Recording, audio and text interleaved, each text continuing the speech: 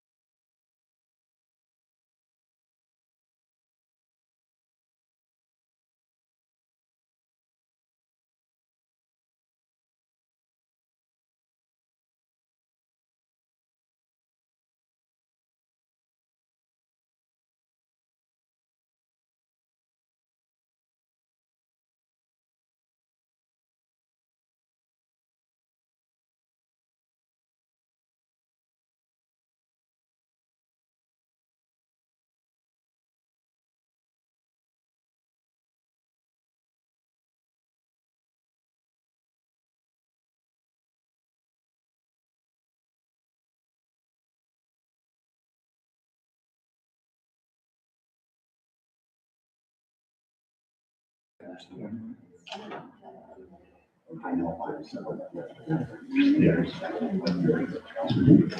used to do junior achievement up to high school.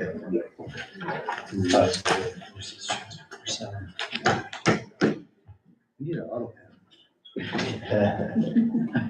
I hear those go over really well. Yeah, they're good for all kinds of things. Especially getting in trouble. I'd like to call to order the Village of Middleville Village Council meeting for Tuesday, April 28th. We will now call to order the regular meeting and take roll call if you don't mind. Rhonda.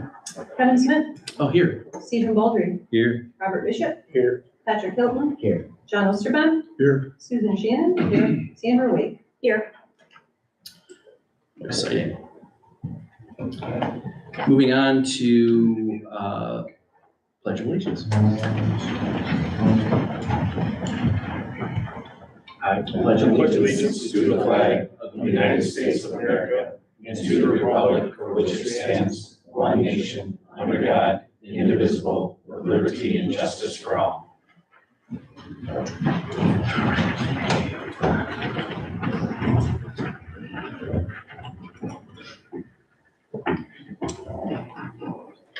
Apologize. Not moving very fast because I don't have my readers. I left mine in the truck. I can get them on me. I'm leaning back too much. For mine than I do about them. All right, moving on to the approval of the agenda. Actually, we have a couple of amendments there. Consent agenda. So we do have two additional items, the Memorial Day Parade. And then we do have an amendment to the consent agenda, but I guess we'll cross that bridge. Oh, and the first quarter amended report. There's an amended report. You can do it. So your motion is to approve the agenda as amended by amending the consent agenda for the bills to be $156,149.81. The addition of the event permit for the Memorial Day Parade and the amended first quarter report. Sounds perfect. Okay. I'll make her motion. Support. All right, we have a motion with support. Any discussion? Hearing none. All those in, I'm sorry, you're oh, right. actually, we can because we, No, You can. no, you're right. I'm sorry. I was ahead of you. You're good. all right. Yep. I'm just gonna do what she asked me to do. We'll do a voice vote. All those in favor? Aye. All those opposed? Motion carries. Moving on to the consent agenda, which is the approval of the minutes of the regular meeting of April 14th, 2026, approval of bills as of April 22nd, with an amended amount of $156,149.81. Motion to approve the consent agenda. Support. We have a motion with support. Could I have a roll call on that, please? Robert Bishop, Aye. Sandra Wake. Aye. John Osterman, Aye. Stephen Baldry, Aye. Patrick Hilton, Aye. Susan Shannon. Aye. Kevin Smith. Aye. I think we got through the messy part. You're right. Now for the fun stuff. Public comment. So a limit of 3 minutes per speaker is in effect. Any persons attending may comment on any subject. Please state your name and direct your comments to the chair. The Village of Middleville rules of procedure prohibit village council from debating or discussing issues with the public at this time.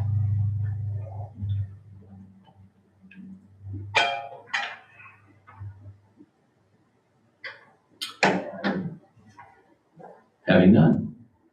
Moving on to reserve time. Limit of 5 minutes per speaker is in effect. Brandon, welcome. Good evening. It's nice to be here. See the new faces here, so welcome to the council there. For those of you that haven't seen me before, Paul Henry Trail Bridges. We just got word last week from Julie at MDOT that the tribal review, they need to provide their response by May 7th. So that's coming up pretty quickly. So that's a little bit better than the indefinite schedule we had last time I was up here, so that's a bit of a new development. We have reapplied for the trust fund grant, which was the highest scoring trust fund grant that MDOT or MDDQ or DNR received last year, so we're optimistic we'll get that with the TAP, and we'll be able to pull this together for not a 2027 construction, a 2028 construction. The Main Street parking is tied into the Railroad Street project. Railroad Street project is scheduled to start on July 15th, so that's well after school's out. And it should be wrapped up, I would imagine, pretty close to when school's starting or a little bit beyond that, but it's not a real big project. We'll know more when we have the pre-construction meeting about their schedule, which will be on July 9th. So that'll be the pre-con meeting for that. Irving Road Phase 1, we've inspected. I talked to Dwayne today. We put out a punch list last fall. They completed one item on it, but some of it's restoration and things like that too. Now the weather has turned nice. We expect that we'll demand that they get that done quick. The other items on the punch list. There's nothing really big on the punch list, just a couple minor things. Irving Road Phase 2, the conduit of the road is largely in. There's some grading to do around the old well house there, so we'll make sure we get that done.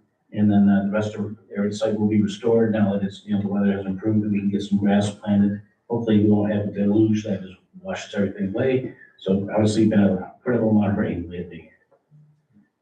The wastewater treatment plant, the corners, we're still aware of the tank. They're not planning on emptying the sludge until the fall. At that time will be the time to get in there and just put a little water stop on those corners. The water supply expansion, the new well. Bid documents were sent out today to Raymer, Northern, and Peerless. Bids will be due here at the Village Hall at 2 p.m. on Friday, May 8th. So I normally don't pick a Friday date. Dan Whalen picked this date, but office is open, right? We'll have a Friday bid opening. And the DPW building edition, we had a meeting this morning with Concept Design. I had gone out, reached out to 2 AMEP contractors and Concept provided a price, a fraction of the other one that was submitted. And I think after the meeting today, I think we're recommending the right architect. He's experienced with DPWs and villages and road commissions and things like that too. So got a lot of positive feedback. We'll get some, make sure we locked in on pricing a little bit better and we'll get the right scope and the right project. Put that to you to approve eventually here. Sooner rather than later, depending on how, but JD is bothering me every day about that, by the way. So, right. Not quite as simple as the last expansion we did. Had to bring in some reinforcements. Malia's working, as far as I know, on the Main Street plan, streetscape planning and stuff. So, hopefully that coordination is going good. And then I haven't heard anything else from Kellogg Crossing, that site plan review. So I would imagine that's moving forward just fine. Are there any questions of me while I'm up here?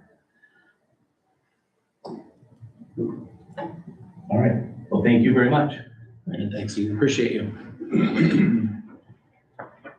Ms. Getty, welcome. Thanks for having me. So, gosh, I feel really short when I come up to this microphone. Just a little update from county commissioners. We approved some MDOT permits for the new COA building and new driveway. They're off 179, or not 179, 79. Approved the county equalized values. We do that every year. So if you're interested, it really is a very interesting report in terms of how you compare with the rest of the county, and each municipality is called out. So that was in the April 14th county commissioner packet, and all of those are online. I'd be happy to download it and send it to you if you can't find it, but it really is quite interesting. I think you probably get a copy here as well, but it's really interesting to compare it to the other townships and municipalities around the county. You'll see that Millville's doing just fine. Okay. I second that. Okay, but what's that, is that information used for like bonding capacity among other things and for tax collection? It's tax collection and set the millage rates. We approved some upgrades to our audio and visual for covering our commissioner meetings. We know that there is difficulty hearing everything in the audio, especially at the commissioner meetings, and microphones being turned on and turned off. And so we're hoping to make some good improvements there so people watching online or reviewing the meetings can actually hear and see what happened. We reviewed some expenditures for maintenance and repair of a lake level at Crystal Lake, and we did table it. We got some more information at yesterday's meeting about who would pay for that. It's some interesting policy development, but drains and lake repairs are expensive, and ended up setting the assessment at 3% for the county's responsibility. So stay tuned on that. I think we'll be developing a county policy for that participation and who pays and at what rates. Some other policies on fund balance and ACH payment policies, debt management. That was one of the priorities that we set for the new county administrator when we hired him, was that we wanted some of these policies developed, and he's begun to do that. So we've had a number of them that we've been reviewing and adopting. It's just good to have those on file for review. And then at yesterday's meeting, again, it was the annual review of the surveying and remonumentation process. So we appointed several surveyor contracts, et cetera, and that's just a process of the remonumentation around the county. I think it will never end. I think when Greg was there, he was reviewing them, and I think when we get done, we start over. The contract, this is good, and I think I've talked to you about it before, is being able to access the household hazardous waste drop-off sites in Kent County. So we did approve that at yesterday's meeting. It cost us $7,800 for an annual contract to allow Berry County residents to utilize the drop-off at Kent County and at Kalamazoo. So those hours are posted on our Berry County Recycles page. But that's really to help the convenience of being able to drop off those items, not just at one or two events a year, but as you have them. And I think that's going to keep more items out of the landfills that we don't want there. We dissolved the COA committee because COA building is on track, and we are on schedule to occupy it later this summer. So we do not need the steering committee any longer, which is great news. And then last but not least is we have the Household Hazardous Waste Collection Day is this Saturday, May 2nd at the Expo Center. It's 9 to 3. We prefer that you make an appointment. We will not be turning anybody away, but we are only holding one this year. And that will be our schedule moving forward, is we'll have this spring Household Hazardous Waste Collection. It's very expensive to run these events, and so we're going now to one event, but then facilitating those drop-offs in Kalamazoo and in Kent County. Hopefully that'll be more efficient. Any questions? Yes. Okay. Do you have one? Just like, because I think this is at the county level, so maybe you can help us speak to the updating and use of the Fetch program.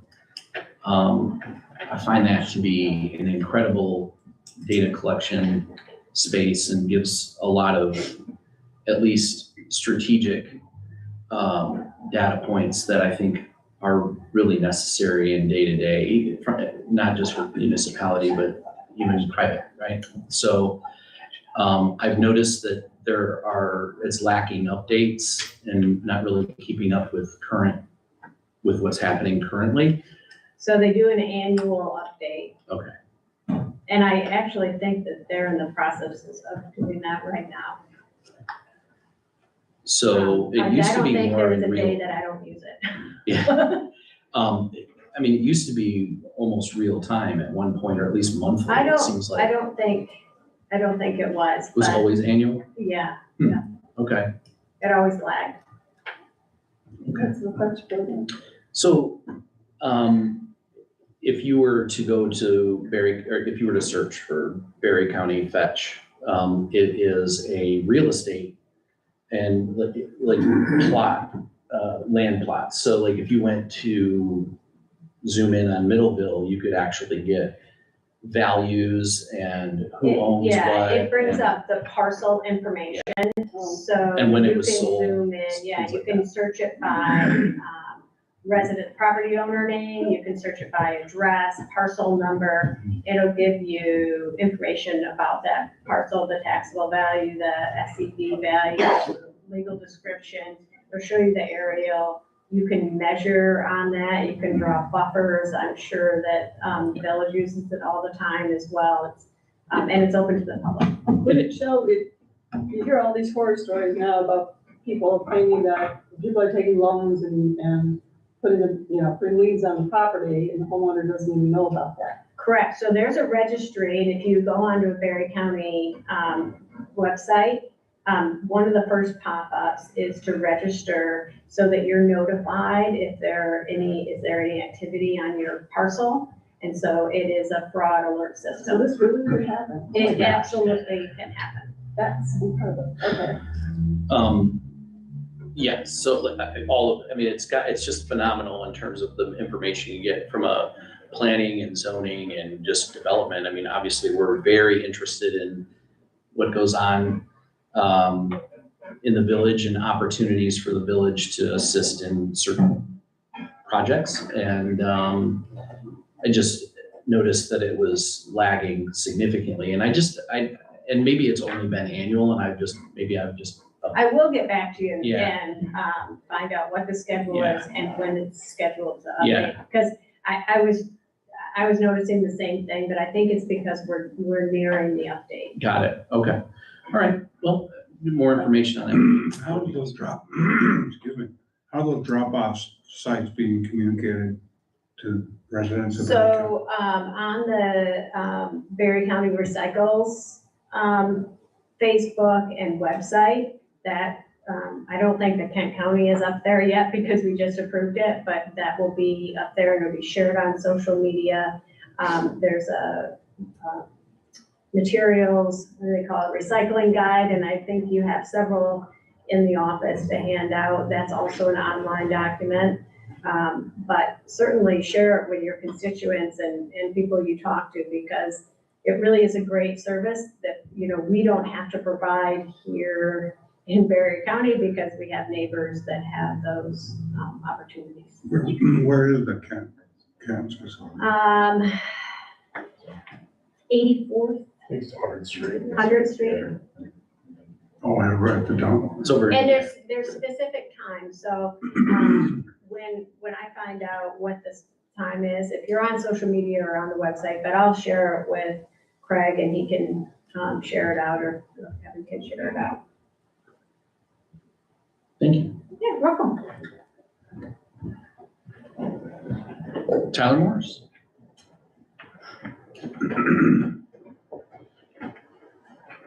Hello, council. My name is Derek Brock. I'm here with Tyler. First of all, I want to say thank you and welcome to the new members of the council. I know you had some vacancies. Thank you for stepping up and being leaders in your community. Just like Ms. Getty back there, it's really important to have you guys be involved.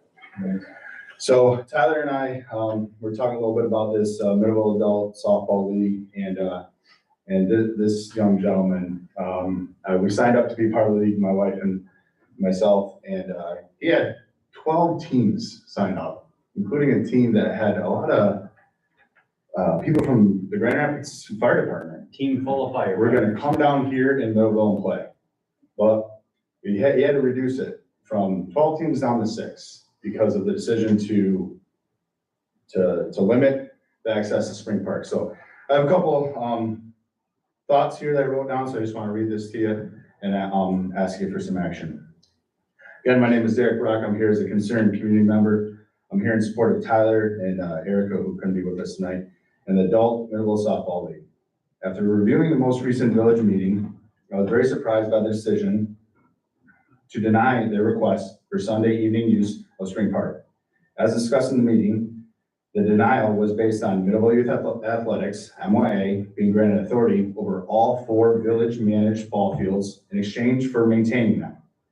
This arrangement raises serious concerns. It is my understanding that Spring Park is maintained by the village staff, with MYA responsible for the basic field preparation, lining and raking, before and after use. Tasks that are standard expectations for any organization using public facilities, any organization using those public facilities. On that basis, the village's claim that MYA has full access and control of Spring Park is invalid. Additionally, I know that Spring Park is only used for additional practices, not scheduled games or scheduled practices on Sundays. Okay? Despite this, MYA has effectively been granted full access to all fields for extensive hours each week. Based on the schedule discussed in the last meeting, this equates to approximately 116 hours per week of village-owned property being allocated to MYA at no cost. In contrast, Tyler's organization is requesting only 4 hours per week and will be charged for those hours. I want to be clear, I strongly support youth athletics and the opportunities they provide. However, granting one organization complete and unrestricted access to public facilities funded by taxpayers at the exclusion of other community groups is inequitable. As a former MYA board member, I remain committed to the mission. My wife and I still coach in the program. Our kids are still part of multiple programs that they have. However, I stepped away due to concerns with current management decisions. I believe the council should request greater transparency from MYA, including schedule of open meetings, meeting minutes, organizational bylaws, audited financial statements, contact information for each and every board member, and 501c3. When the TAPRC previously managed these programs, this level of transparency was standard and accessible to the community. Currently, MYA does not provide this information publicly, which is concerning. Tyler and Erica have fulfilled all the requirements set forth by the village, including submitting proper documentation and insurance. I respectfully ask whether MYA has been held to the same standard. In closing, denying a community organization access to public land for 4 hours per week while allowing another organization unrestricted control is neither fair nor responsible. I strongly urge the council to reconsider Tyler and Erica's request to help take steps to ensure equitable access for all members of this community. Tyler, you have anything else you'd like to add? All I have to say is I'm grateful for all of you. It's just very shocking that when I come, bring a proposition to you guys that we just want 4 hours of a public park. I pay for that park. All of these people pay for that park. That's taxpayers' dollars. And you're telling me I can't use it, but we have a group that does not pay insurance, does not pay for the field, does not do anything that you required me to do. Okay, like some leeway. Give me a couple hours just to use the field. I'm trying to build a league for Middleville. We have no ball leagues and stuff like that. We have to drive to Freeport, to Wayland, to Grand Rapids, Battle Creek.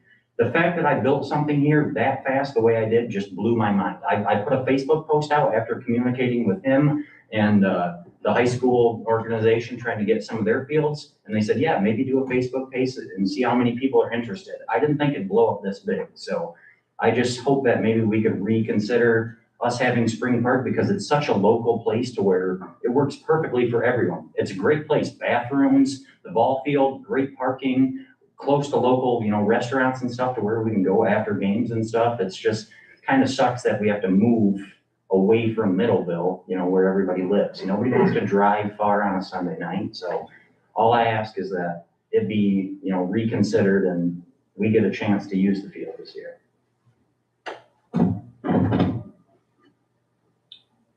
Thank you. Thanks. Appreciate that.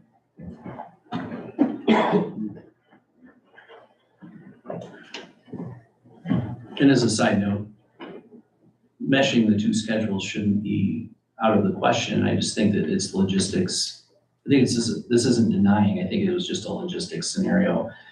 And just, it certainly deserves another look for sure. So, and that's what you're asking for. and Absolutely. Absolutely. Certainly- Certainly. Just like Thank you. Thank you. I got an email saying that MYA people and TRPRs, whoever was gonna be here for a meeting, and that never happened. So if there's a way, like, we can meet with the other organizations using the field and we figure out it doesn't matter what day. Yeah. If I can just get a couple hours for us to use a local ball field of ours to have practices and games, that'd be amazing. Yeah, I think it was just a matter of logistics. I don't think it was necessarily a flat out denial or not giving you the access to the park. I think it was just that we wanted to get details on both sides, just so that we could lock it in if it was possible to do that.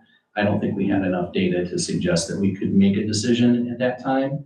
So I think it's incumbent upon us to give you that data, and which would be a schedule and times that they're gonna be using it, and, take in consideration what you'd stated. So I think it was good that you came here. Yeah. We'll certainly give it the. I have a quick question if I'm allowed.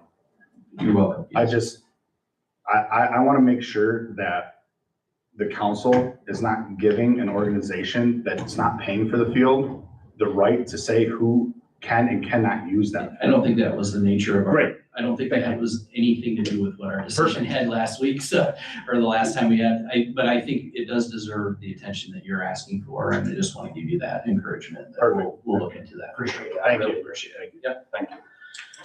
Okay, moving on. Mr. Notley. Why, hello. Are you ready for me? Ready. Good evening to all of you. For some reason, I'm kind of breaking up here all of a sudden. You sound great on our. So just to be sure, you can see and hear me okay? Yes. Great. Well, good evening to all of you. It's a pleasure to, I know some of you were probably here last time we did the study, but I know there's no council members. I'm the consultant that's responsible for doing the case study that I believe you have received a copy of. And what I wanted to do was to spend just a couple of minutes and give you some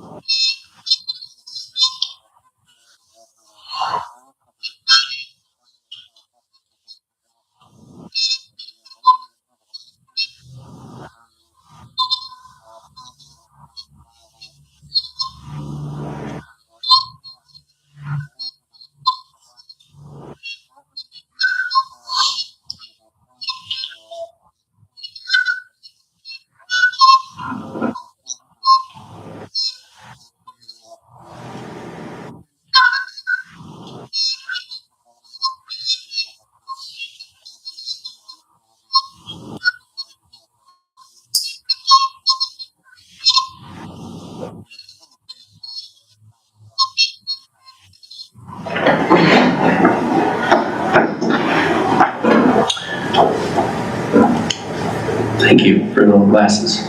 You're welcome. Yeah, I have a couple of questions. The first one that I have is, the last time you did a rate study, which, was that 2 years ago? 3 years ago. 3 years ago? Yeah. 3 years ago, and I think we did a fairly, in my opinion, and I'm just speaking because I work in the private sector, so this is it's apples and oranges to some degree. Our pay increases put, for instance, Craig smack dab in the middle of all of the market comps that we looked at and used, at least in terms of the last year's increase, we looked at a rubric of like kind.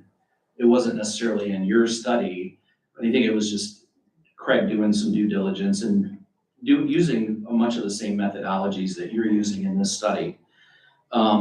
What percentage increase of a position like Craig's are you seeing across the board? I have to assume that we're not the only municipality you're doing this study for. So what percentage of pay increases are you recommending year over year for one particular municipality? Is it 6 or 12%, or like what is your normal year over year increase based on the work that you do for not just us, but for any municipality?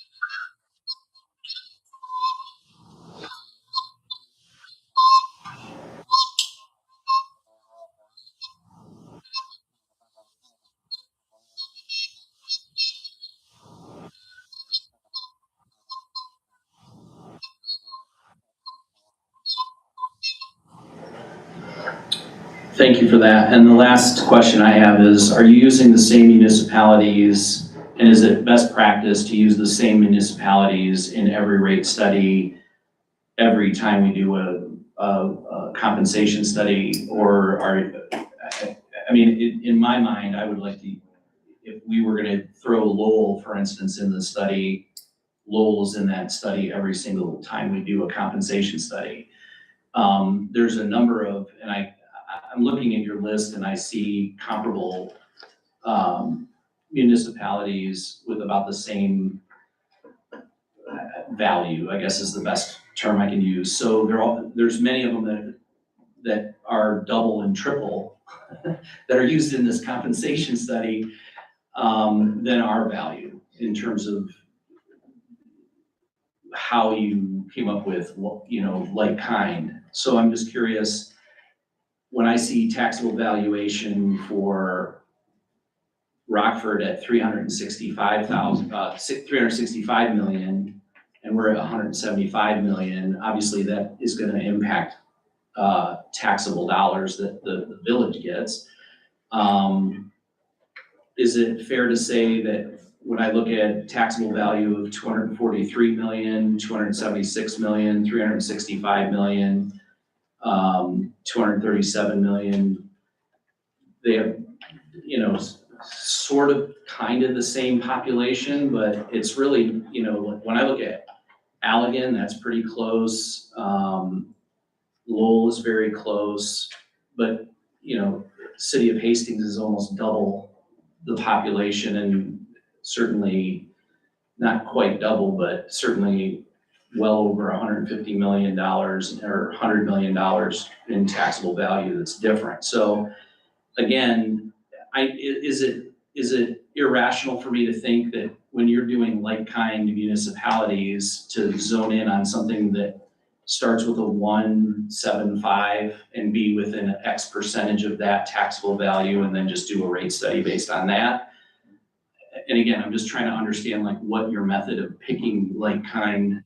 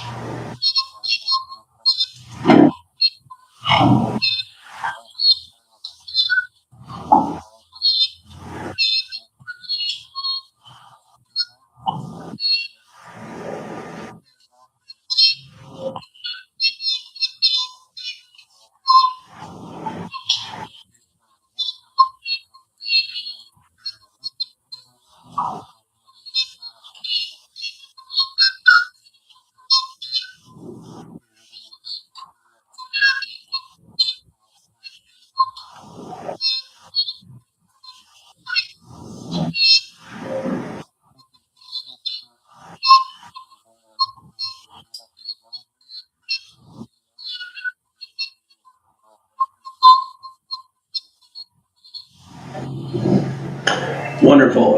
Any other questions? Did you take into account time and position at all? Time and position. like how long somebody's been in position. Certainly if somebody is new to a position, their salary would be lower. If somebody's been in a role for a decade, the compensation certainly would be higher. Is there a way to factor that in at all?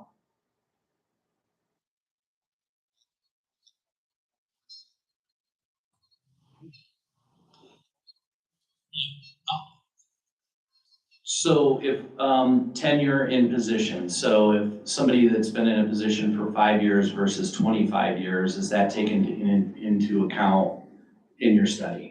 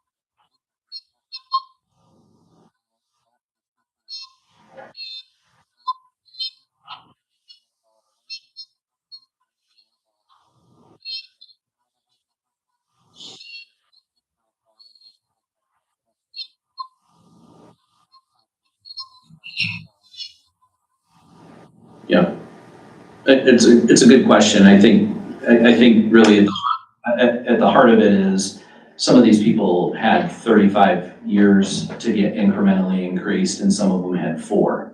So I think there's a lot to be said about that. And I get it. We're also looking about the competitive nature of being able to put the right person in the right seat. I totally agree with that.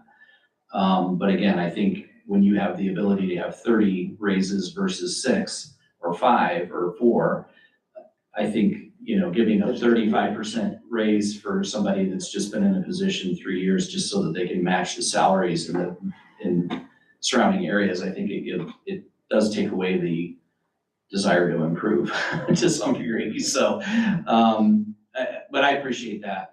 Any other questions that we might have for this person? Always appreciate your studies, by the way. They're very detailed.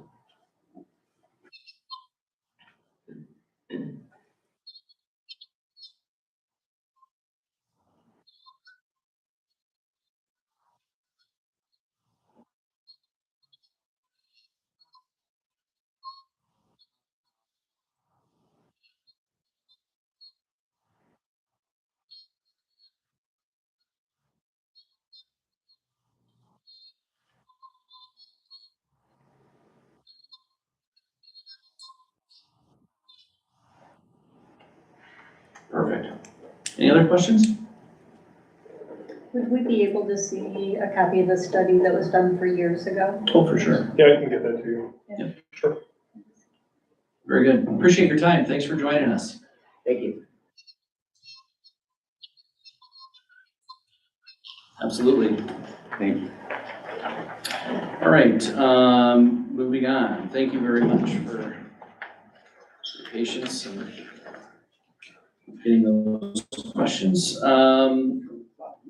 Moving on to actually, I feel like I'm going out of sorts here.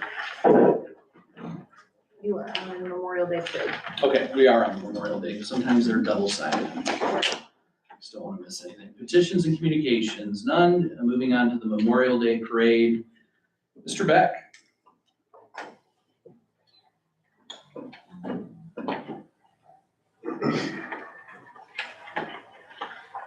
council, and to the new members, welcome. Andrew Beck with the Middleville Lions Club. Just requesting to do the parade as normal, same route as it's been in the past, same, I hate to make it so simple, same.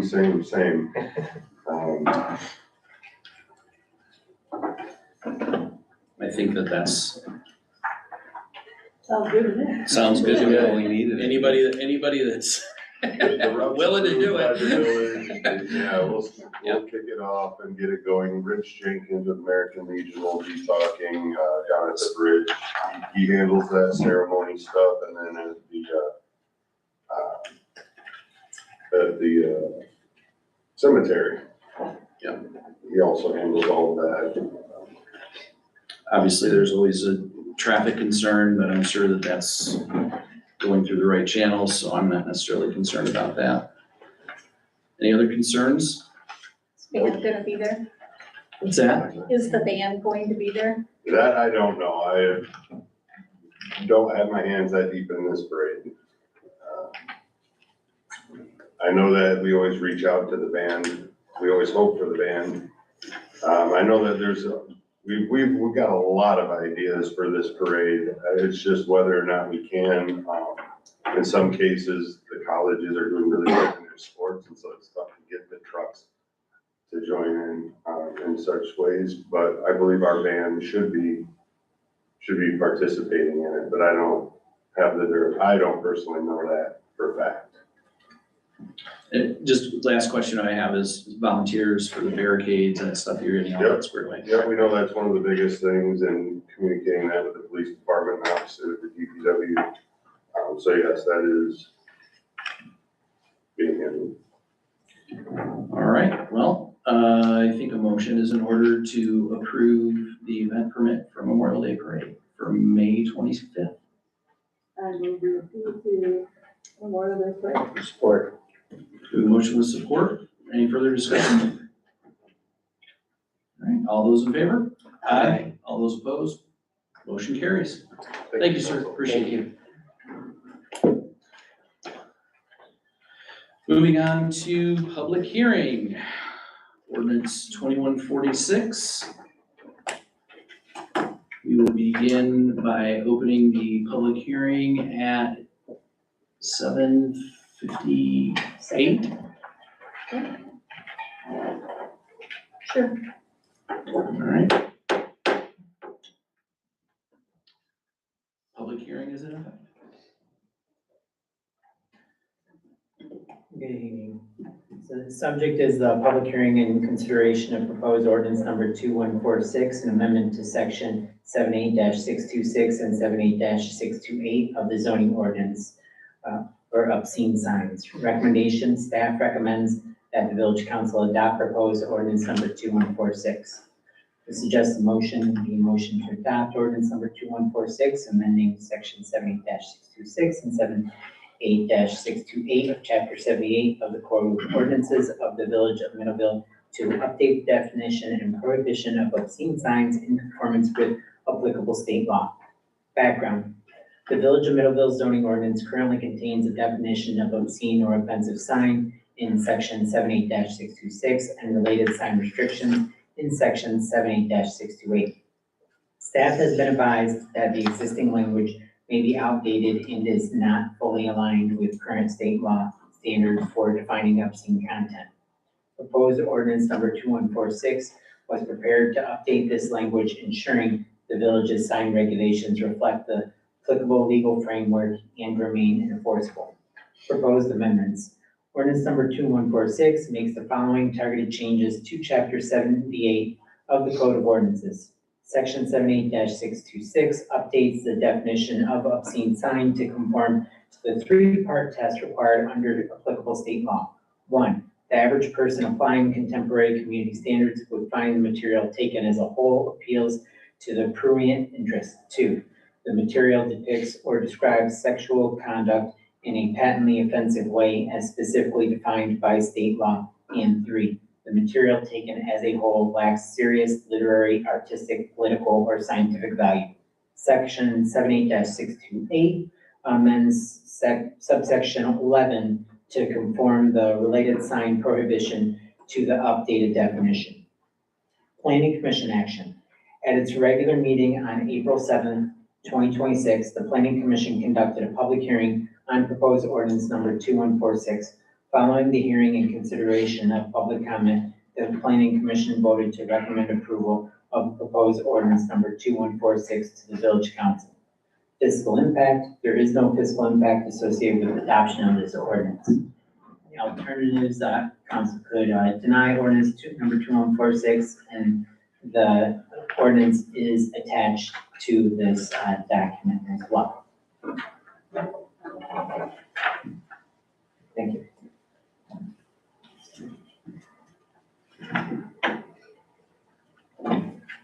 I make a motion to adopt ordinance. Yeah. Oh, I can't do that yet? No, not yet. Oh, sorry. We are opening this up for public comment and feedback.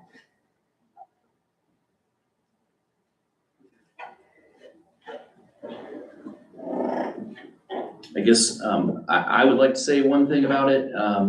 While this ordinance certainly aligns with more modern, Probably do that during council discussion. all right, After Need to lose yours again. that's right. Yeah, if you close your public hearing, then you can go to council discussion. All right. All right, well, we have no public feedback.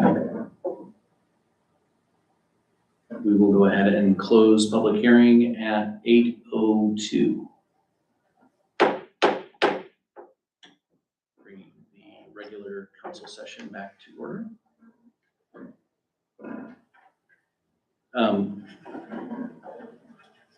This is an ordinance that is aligning with more modern standards as it relates to free speech and the ability to put signs in your front yard. What led to this discussion originally was a sign that was placed in the front of someone's home in very close proximity to an elementary school, which had obscene what I would consider to be obscene language in it. That is free speech in this country. We certainly are holden to the Constitution.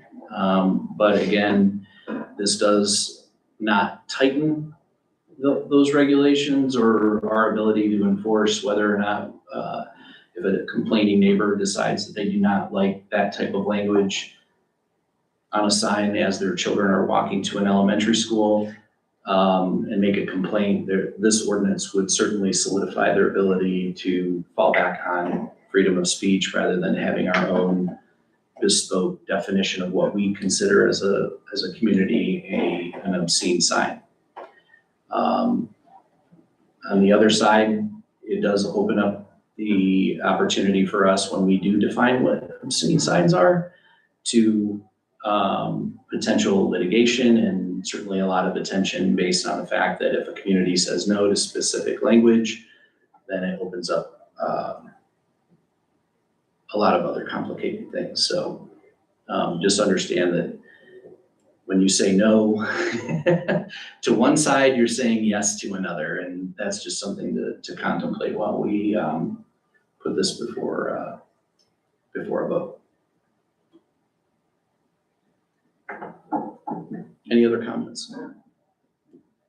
Doesn't the state regulation or ordinance talk about placement in terms of where school is or that's what? It's freedom of speech. It's gotta meet all three of these criteria in order to be considered unlawful. Right. There's a SCOTUS decision on it too, so Yeah. can't do anything. It's about it. complicated. Yeah, it's complicated and certainly not going to be debated or solved here. Nor should it be. No. I can tell you, being on the planning commission, this was talked about in great detail. You can't define, we'd all like to say we could define what's obscene, but you can't because of the freedom of speech. We may not like it, we may not agree with it, but so on, but I think individual could maybe have a conversation with a neighbor that says, you know, I really don't like my kids seeing this. But we really can't tell them they can't. It's a terrible set of handcuffs to have, but I think it's kind of the point of something is better than nothing. You know, but there's, like every coin's got two sides, you know, it's gonna be a matter of which way it lands. But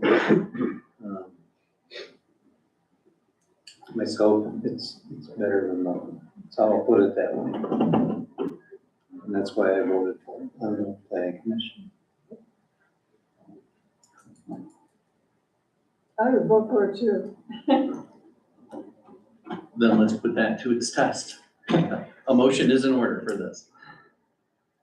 I'm not gonna make it now. Motion to adopt ordinance number 2146, amending section 78-626 and 78-628 of chapter 78 of the Code of Ordinance of the Village of Middleville to update the definition and prohibition of obscene signs in conformance with applicable state law. Support. And a roll call is in order. John Osterban, Aye. Stephen Baldry, Aye. Robert Bishop, Aye. Sandra Wake, Aye. Susan Shannon, Aye.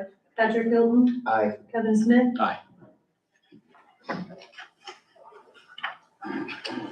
Motion carries. And thank you, by the way, to the planning and zoning committee for going through this as well. I mean, updating our ordinances is huge, and anytime we can better align with today's standards, it certainly is a good thing.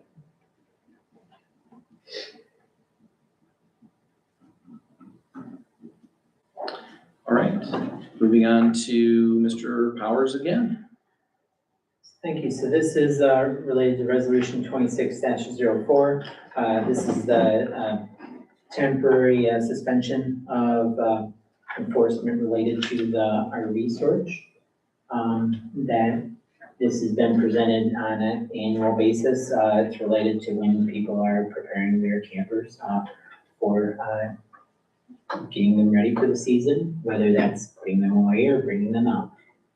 We base the schedule on access to storage abilities and so forth. If anyone has any questions, this is something that we've done each year for way since before my tenure. I have a question. Why don't we just change the ordinance to say that during these dates, you're able to store them differently instead of coming back every year saying we're gonna suspend it? So that is something, you know, that could certainly be looked at. Now, only comment I have is that those dates are the dates that you can pick up and drop off your RVs do change in times. Rolls. So the explanation that was given to me is it's easier to set up the ordinance.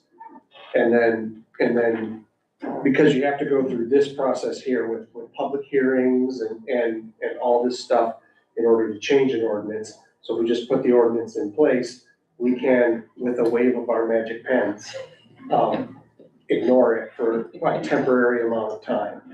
So, Perfect government explanation, right? It's but government efficiency. the alternative is to post public meetings and have the public come out every year to do the same, you know, do 3 different meetings, just because the Berry County Expo Center has decided they're gonna shift when you're allowed to drop your trailer off. So it reduces the amount of work that we have to do every year just to make sure that we fit these windows. That part makes sense to me. I would wonder if you couldn't define the ordinance as the time or the window in which you can drop off or pick up based on that date, right? Like it could still be a rolling date, it would make sense. And then it's like perpetually there and not having, not that this takes up time, but it Just saying seems. like the first Sunday in a certain month and Or just simply say like the moment that you're able to pick up your RV in the spring, you're now allowed to keep it for whatever this waiving is up until the time in which you can drop it off. And that can just be defined as a rolling, moving target. It would seem you'd be able to do But that. then someone could say, gee, my brother-in-law said I couldn't get it until July 1st, so I'm gonna have it in my yard until August. I think the suspension of the ordinance just tends to allow for more flexibility. I think that's truly what we're done it for here, is flexibility rather than just, and it tends to open, the window opens. And so what we do is we just say, you have a defined number of days that it's open and you do your thing. And based on whatever those dates are, it's still contained within a smaller window. Otherwise, it could potentially roll into a scenario where if we said, I mean, we would literally have to put in our ordinance when storage units decide that it's time to pick up your RV, right? And it's not just one, it's all of them. So we just give a time frame, we suspend it, and then it'll. So how did we pick this date? We had to have chosen somebody that gave us this date, right? We're Berry County or Expo Center or whatever, right? The last thing in the world that I want to ever say in your presence is, that's the way it's always been, so we've never visited it, but I think it's. I don't think want it's to be been a dead horse, I just see something like this. So I it's just- could, another option or suggestion, like if there was interest in, evaluating this, the council could potentially establish an ad hoc committee where two of the members with other individuals could discuss and look at some of those logistical opportunities in regards to proposing another ordinance, because as of right now, the ordinance committee, has been working on numerous ordinances, but this wasn't one of the aspects that they were currently looking into.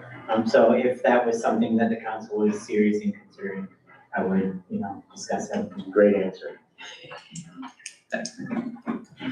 All right, moving to get a motion on resolution 2604. I make a motion that we adopt resolution 2604, temporarily suspend the enforcement of certain provisions of the village ordinance on RV parking. We have a motion with support. Any other further discussion? So what is the exact period? Is it just? what are It's the dates? 4/19 to 6/1 and 9/7 to 10/16. I wrote it down. The answer was that based on Perry County Expo?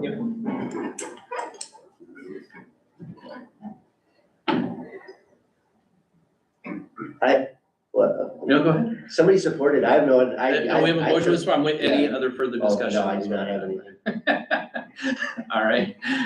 Hearing no other further discussion, roll call, please. Stephen Waldry, Aye. Robert Bishop, Aye. Patrick Hilton, Aye. Susan Shannon. Aye. John Osterban. Aye. Sandra Wake. Aye. Kevin Smith. Aye. Motion carries.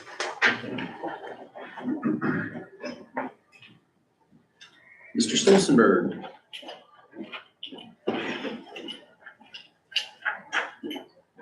Good evening.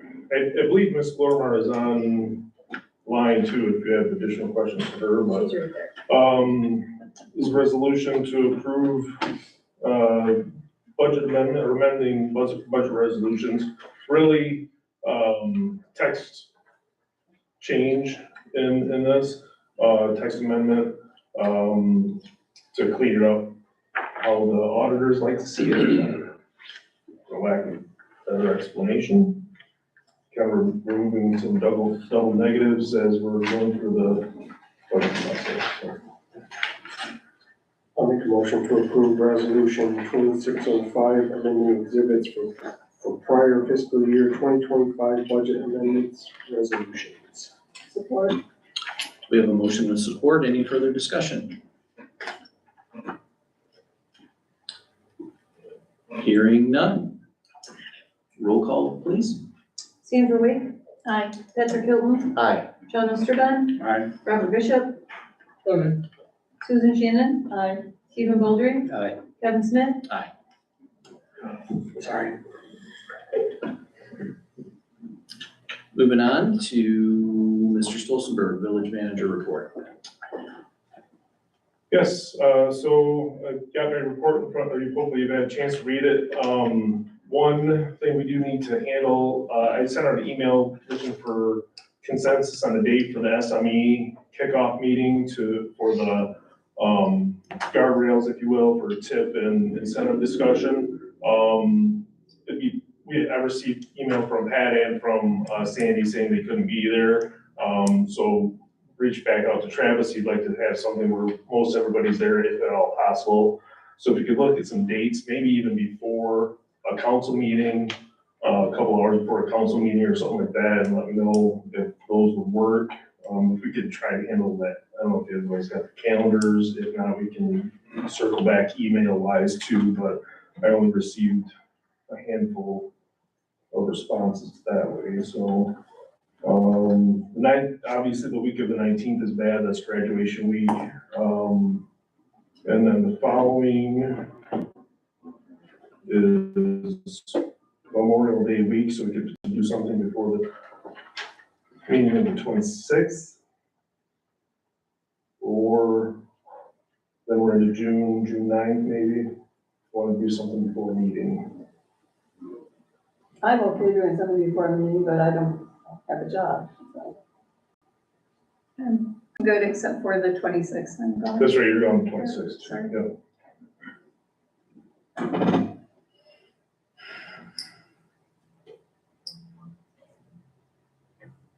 Otherwise, we could look at other dates. What date are you looking at again? June 9th, before regular council meeting. We could do something we could ahead of that too, if you wanted. Maybe like a 5 o'clock. Yeah, I mean, I'm willing to do June 9th looks great to me. I could do June 9th. All right. June 9th. And we can, I think 6 PM. I think they need at least an hour and a half to 2 hours of what they were recommending for that first kickoff. So if we were doing 6 o'clock, it would. So 5:30, that's an hour and a half? Yep. Or they want more than that? 5:30 would be fine, yeah, whatever. 5:30 is better. 5:30 is better, Yeah. okay, I'll see if 5:30 will work for that. They can talk to it faster. Yeah. Yep, and then if need be, we can look at maybe, changing our regular meeting to, there'll be plenty of notice to do that too, if we had to. All right. I think we'll plan on Shoot June for 9th. June 9th at 5:30? 5:30. Okay, perfect. And then, the only other item I had in addition to my report, the compensation study, I appreciate everybody, those good questions on all of that.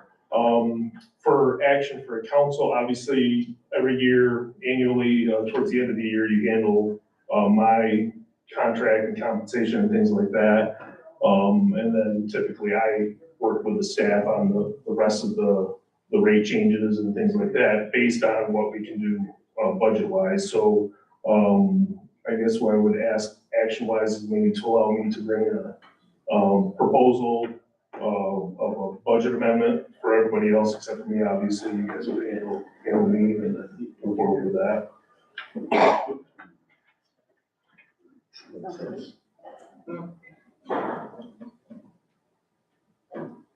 That's fine. Does this seem fair? Makes sense.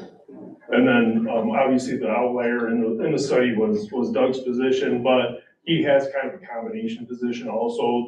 The comps were either DDA or Economic Development Director or village or city planner. They didn't have anything really, apples to apples with him. So when we originally created Doug's position, I worked through that and made that happen. I got my own scale, so I'll bring an updated scale proposal for him also. That's fine.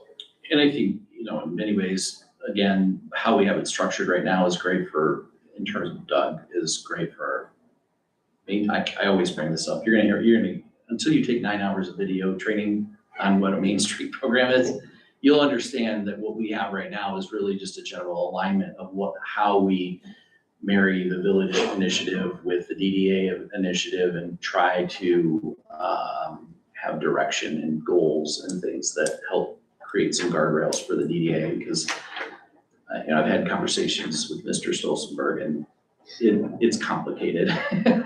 It's a volunteer-only board and it's complicated to keep them moving in a specific direction without having solid oversight and involvement from a DDA director, and Doug has been phenomenal in that, so hence his combined role. Any other questions? I have one on your report. Sure. I just want to say thanks for trying to get access to Spring Park. Oh, you're welcome. I for one appreciate your work on it. Hopefully I'm successful. I haven't heard anything back from that email I sent out yet, so. It's strange, you send an email to somebody at the state and it's like a black hole. They're so busy. Yeah. Thank you. Thank you. Thank you. Mr. Powers, welcome back. Long time no see. So, before going into my report, I want to give a couple updates. I know Brandon had mentioned, well, first off, if anyone hasn't done the Main Street training, you're interested, I'm sure Mr. Stolzenberg will remind you, but let me know if you're having access issues and, I'll get you connected. That's a pretty good webinar, just to give some brief information.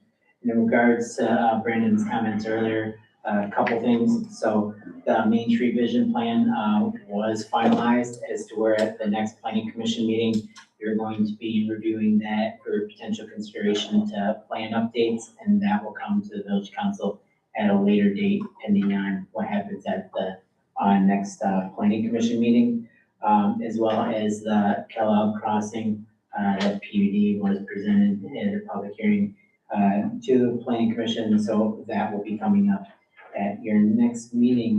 Notice went out for, so stay tuned for that. It did meet the engineer requirements, so that one is good with Eagle permitting. As of 2 days ago, there have been a handful of zoning permits. It's slowly picking up as it's getting nice and warm outside.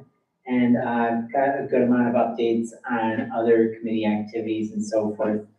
If there's anything that anyone has specific questions about that I can go into in greater detail, I'm more than happy to answer.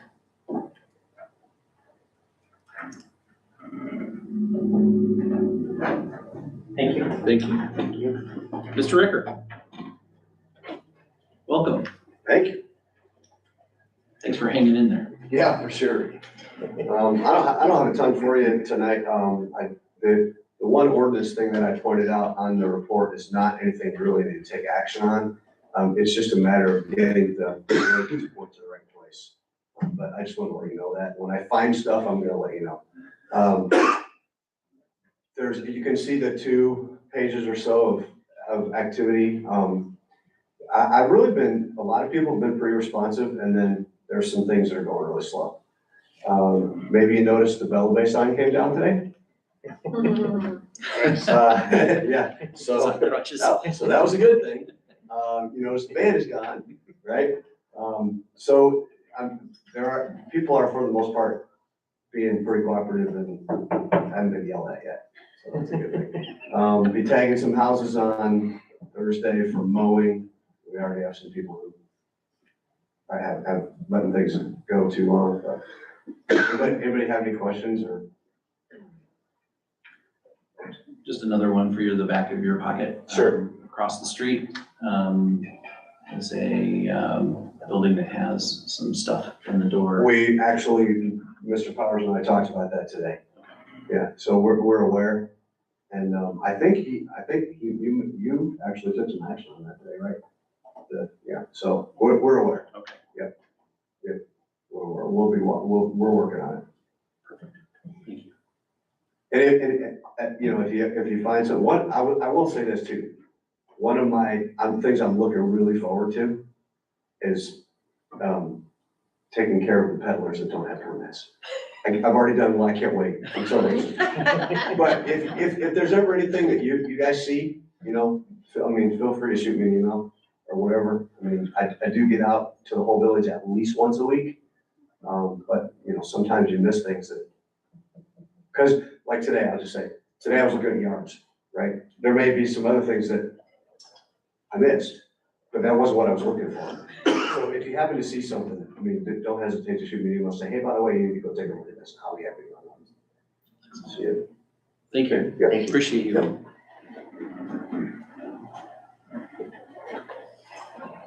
Liaison reports. Oh, no, wait. I'm sorry. JD, my bad. I can go sit back down. No. I wouldn't want to do Good evening, council.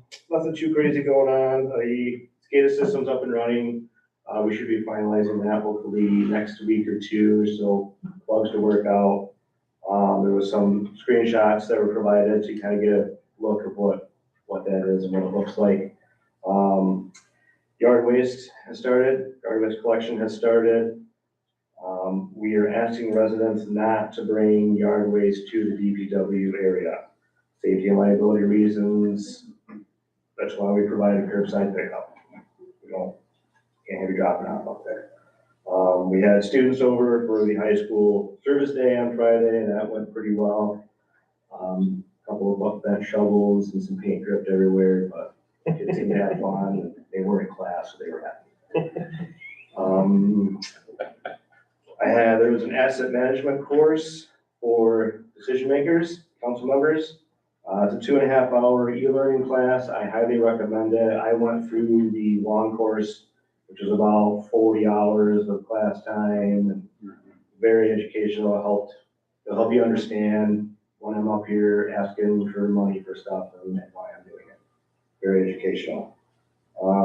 And I really implore and recommend you do a DPW tour. I will run you all over town. You get to look at all the facilities, the ins and outs, that way you can really see what it takes for us to provide the services that we do.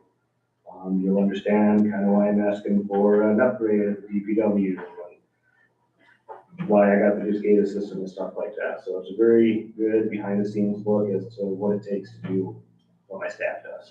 Yeah, Sandra raved about the tour. I was sorry I didn't make it. No, and I'll email you, I want to set one up. yep, just let me know whenever it works and we'll make it happen, so. Other than that, is there any questions for me? Steve took the asset management training too, right? The Longwood, yeah. Champions, yep, so. I was gonna make a comment to the new folks on our council that, but I took that, they were kicking around the idea of making an elected course. And I really recommend you take that. Yeah. See, it's only 2.5 hours, like the other one was like 40 or 50 hours, you know. But it really will help you understand the budget a lot better. We just need to email you, Craig, is that? Mm-hmm. And you'll get a better feel for what DPW does and that type of thing. But I really recommend you take that. Yep, and if you don't get the tour with JD ahead of time, we're gonna probably include it in our, community exchange days too. It'll be more abbreviated, Yeah. yeah, JD will give you a much bigger tour than community exchange, but. It was very helpful for me my first year. I've lived here for 28 years, longer. Never knew what happened back there in the back, you know, much in gives you more appreciation of our tax money and the water bill when you get it. And you gotta pay your, you know, a little bit, but yeah. Appreciate the DPW's jobs a little better too. Yeah. Have to go through the waste treatment. Excellent. JD, thanks, man. Appreciate it. Thank you.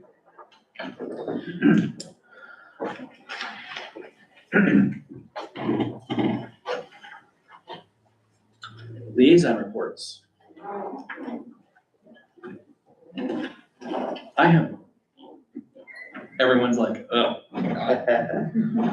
Actually, I attended a TAPRC meeting, which I felt was informative and interesting, given the fact that I had an idea of some of the targets that they were throwing darts at, but I had no idea like how they're actually really interested in hearing from us to convey, hey, we have these properties all throughout the village and we'd like to do something with them, whether it's wayfinding or whether it's just simply dusting off some plans with regard to the riverbank project and a number of other items, and I'll share some of that with you. I think that you know, as we continue to move forward with our joint planning sessions with the township and with the county and with the TAPRC, we'd love to invite them to those planning meetings because I believe that that will just continue to give them momentum on what our priorities are and also learn about what they have available to us to collaborate on some of these projects. We have a lot of parks that could use some renovation and some love. They're very interested in participating in that. We just have to, again, identify what our goals are and try to get them aligned with the TAPRC goals. And certainly, I think that would create, again, some very nice momentum. We obviously know about the bridge. We also are very aware of the beautiful trail that we have, but also connecting trails and working with the township with one of their initiatives to go all the way north. And we could bring those to bear in terms of our priorities as we want to improve the quality of life for the people that live here. And certainly parks are the best indicator of how we are listening to our public and how they use the downtown area and also all of the resources that we have throughout the village that people pay taxes on. As we learned this evening, there's people that want to use our parks and certainly we want to make sure that they are in good repair and whatnot. A few of the items that we discussed, not so much in detail, but certainly dusted off a few ideas with regard to Sheridan Park. There's a great opportunity to activate that land on the east side and serve that part of the community with Sheridan Park, with an athletic compound or a park that has multiple different venues for different types of sports like pickleball, baseball, and so on, basketball.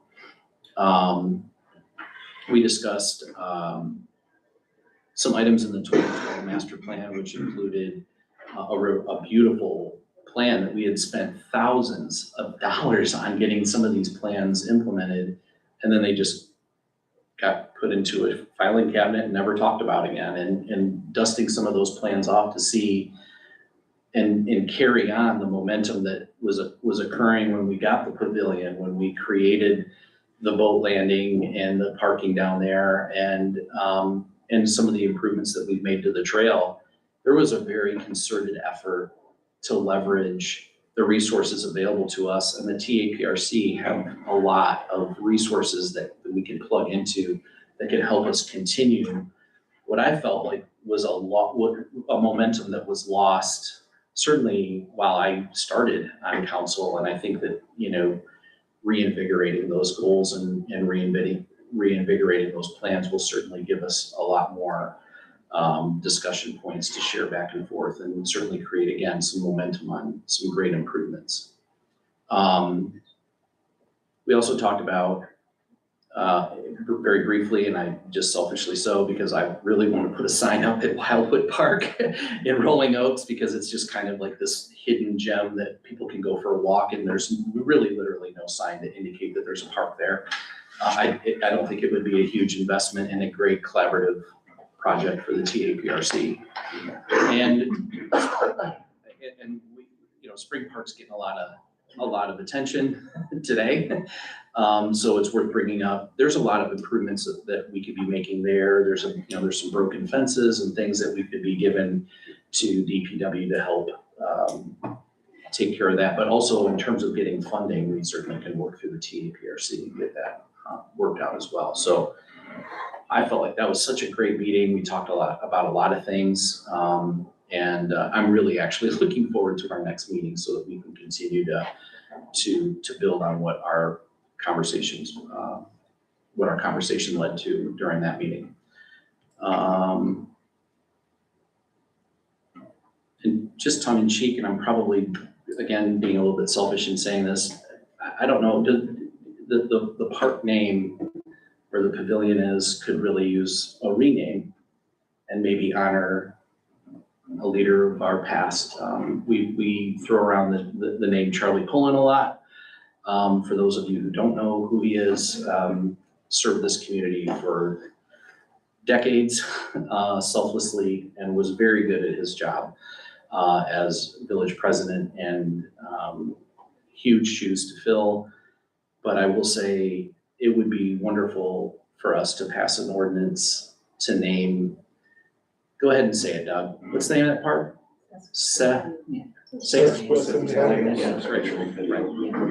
Whatever that is. I think it would really make sense to just call it Charlie Cohen Park, you know what I mean? Or honor him in such a way that is very central to our community as he was. So just food for thought. Obviously no action on that today, but I did bring it up for the last 5 minutes of the meeting. And with that, the TAPRC was an eye-opening experience. I'm glad to be on that board, and certainly I'm looking forward to contributing more to that. And that's it for my liaison report. And since we don't have any others, we're going to move on to unfinished business.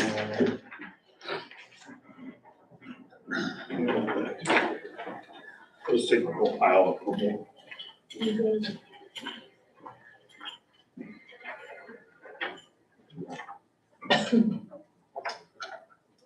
Yeah, so in front of you, never seen it before, I'm sure, is the consideration of ordinance 2145, the ORV regulation amendment.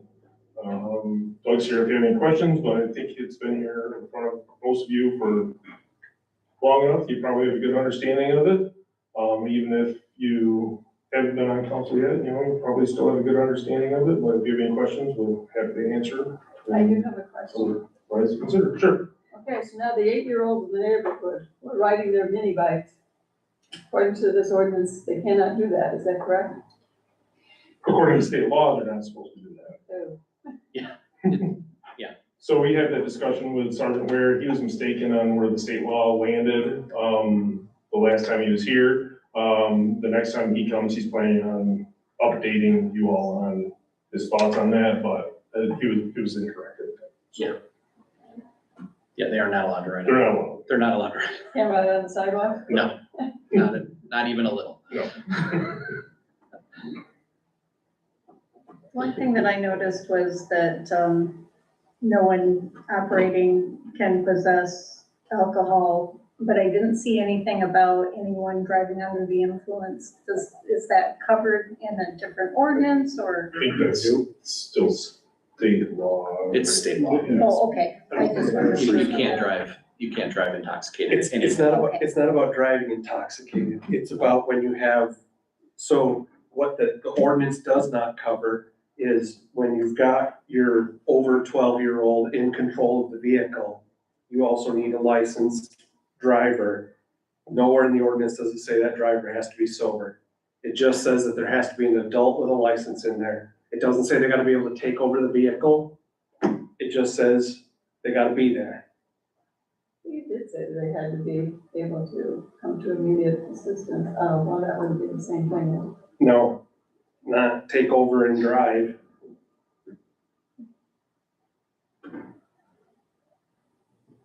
Interesting. And then it also mentioned in there too, that if you were over 18, you needed to have an active driver's license, but there are a lot of people who don't have driver's licenses, and that's why they're driving these vehicles.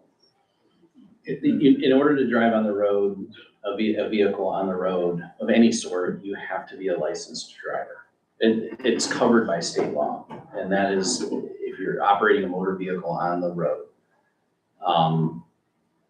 There's a lot of detail about this ordinance that assumes state law. Well, a scooter is not like an ORV or a side-by-side, which a lot of the conversations have been about that. Go ahead and take it, sorry. Right.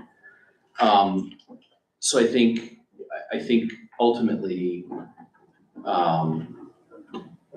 the details here are, we backed into Berry County's ordinance, which was, to say the least, it didn't cover all of the nuances as it related to the village. This brings in the detail and puts guardrails on the use of ORVs and is very specific, not only about operating them on the road, but also on private property. There has to be so much land in order to operate an RV on land. So there's going to be a number of homes, for instance, in Rolling Oaks or Seneca or Misty Ridge, where people are driving ORVs in their backyard and operating, at all hours. This does put a lot of guardrails on that. So it's actually more strict than what we had with just adopting Berry counties. There's certainly far more guardrails and it's more specific in a lot of ways.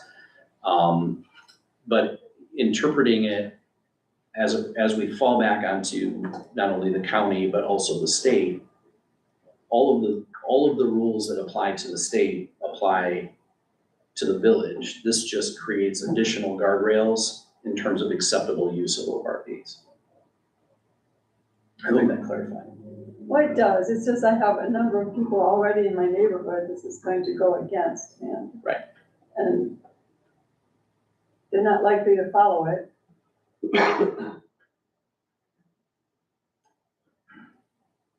Yeah, I drove a mini bike when I was 8 years old, I didn't crash in it. Hopefully not on the road or on the sidewalk though.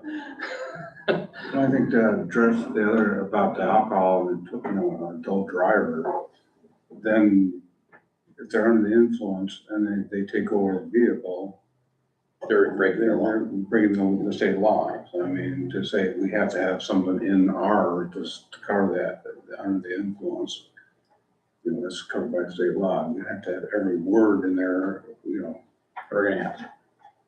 This was approved by our village attorney, by the way, in terms of the language, in terms of the guardrails, and its applicability. Enforcement was satisfactory for the parameters to work in, that type of thing. We rode in Freeport, we rode mini bikes any place we wanted to, but we did a lot of things in Freeport. I could say in my neighborhood, which is over here on State, Russell Street, down by Meadowdine, that neighborhood there, any weekend, there's about every kind of thing that's got a motor on it that comes by, so. And for the Well, then most, we have those single wheel guys, that go roaring down the street, I don't even know how they keep their balance, but they do. But it doesn't apply to them, right? It's like a bike or an electric bike. And then the scooters that the kids use. Same scooter, same motorized. thing, yeah. typically kids will do that for a week or so until it breaks. And then it's whenever the parents think fixed or whatever. For a while, we had the electric bikes on our sidewalk. They were doing, I don't know, have a radar gun, but they were doing a lot more than 25 to 35 miles an hour. And I'm thinking, you guys should be on the road, number one, and number two, speed limit and everything else. I find more problems with electric bikes than they do anything else. But we don't have any place for kids to be, like you're on a picnic or something at one of the parks. Is there a place where they could ride a mini bike? No, okay. Probably. I think there's like trails in south of here, 5 minutes, literally, where you can take a dirt bike out on it. There's plenty of places to take an off-road vehicle or a motorcycle or whatever, and you can spend all day out there burning tanks of gas legally. It's designed specifically for that. What our biggest concern is, we just don't want all of that activity that should be happening in a designated area. We just don't want it happening on our roads, given the circumstances of many of the people that are. And just FYI too, there's groups of responsible adults that get together and they have a caravan type of tour and that type of thing. We wanted to encourage them to come downtown, use our businesses. We have events, everything down, that would really help our downtown business. They would need gas, they need everything else, so we were missing out on. So we're not roads trying to prohibit this, we're just trying to put guardrails on it, like you said. Yeah, Reasonable. because the county stops at your village limits. They said it's up to them, unless we revert back and let them carry the ball with their enforcement and so on. Do we have a But we map didn't of even have roads? any signs up that Yes. said That no is- RV or Okay. anything, yeah, so. We have been over this thing, I don't know how many times. A lot. And to me, I'm not trying to sway anybody, for myself, it's a worthwhile ordinance to pass, but. Do we have it refers to a map on here of acceptable roads and stuff. The But I first, haven't the seen that. previous, it was in a packet for a village council meeting that we had that we didn't Well, have. okay. We barely had a quorum.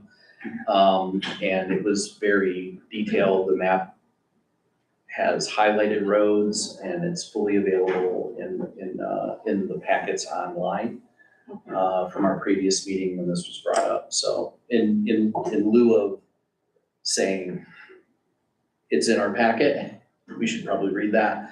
It was in our packet previously. It was, and it was very clearly marked. The map is very simple. And then will we post that along with the ordinance? Yeah, for sure. As a matter of fact, there it is. Oh, look at that. Exhibit A.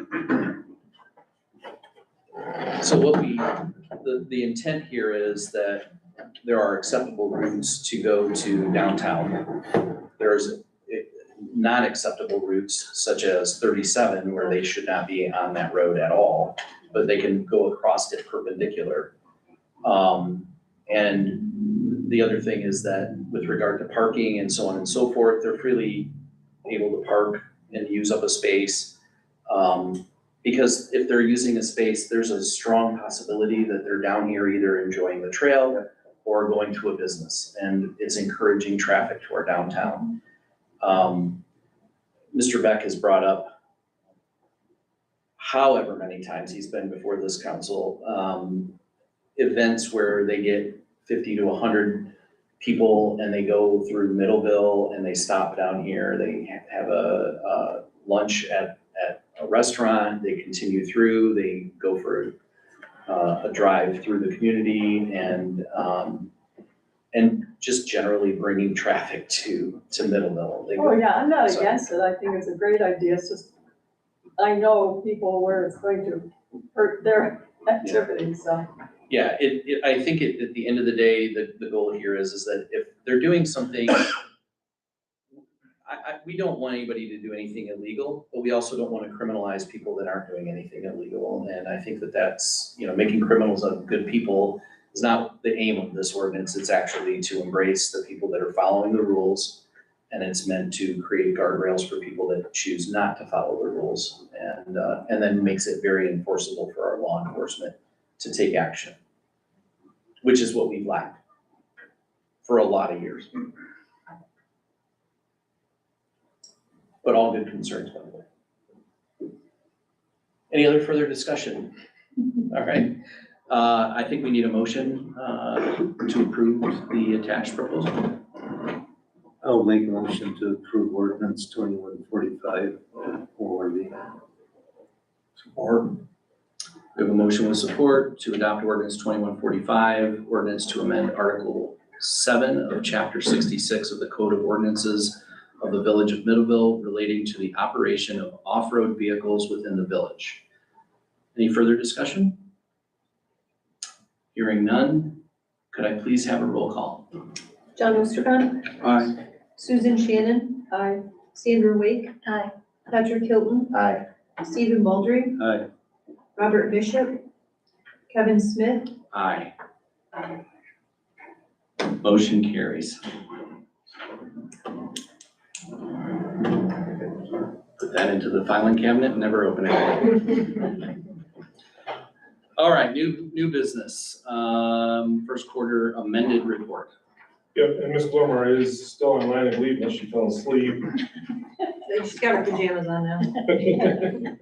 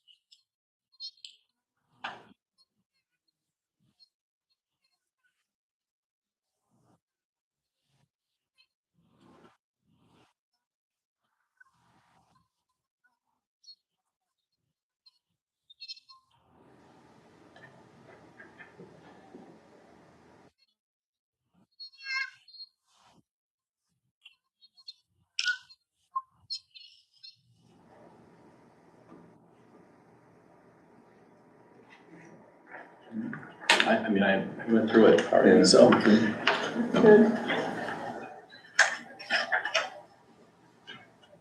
All right.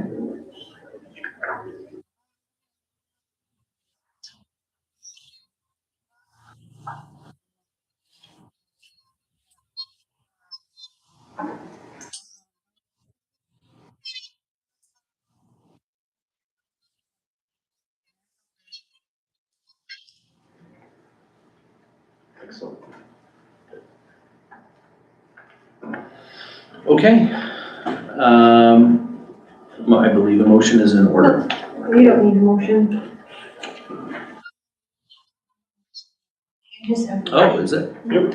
Information. Oh, this is, I apologize. I'm looking at the BSNA. I apologize. Thank you, Laura Mar. Thank you. Enjoy the rest of your training.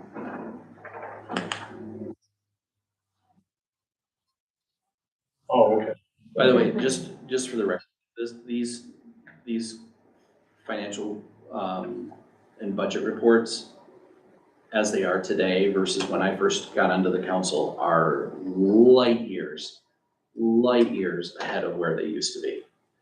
And I cannot overstate how amazing Laura has, how much time, effort, and energy she's put into these to make these very scannable and very readable. So again, huge kudos.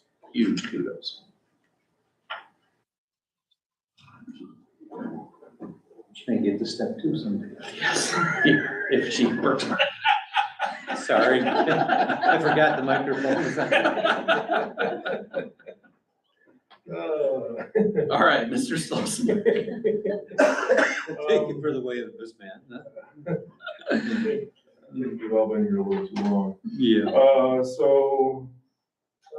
BSNA, so our primary, financing software, for everything that we do, for the village, is BSNA. They have several different modules that we utilize. Right now, those are housed on, a server within the village. That service with BSNA is going away. They're, putting all their efforts and all their resources into the cloud-based services. And they're not going to, support the .NET or the, server. On-prem server. On-prem server, yeah. When did we buy that server, out of curiosity? That server was, well, 3 years ago when we, switched to, K-Group. So, so anyway, so we have a proposal in front of you, from BSNA to migrate to cloud services, permanently, and then it includes the, the one-time fee and then the annual fees as well in the proposal. Ms. Glormar?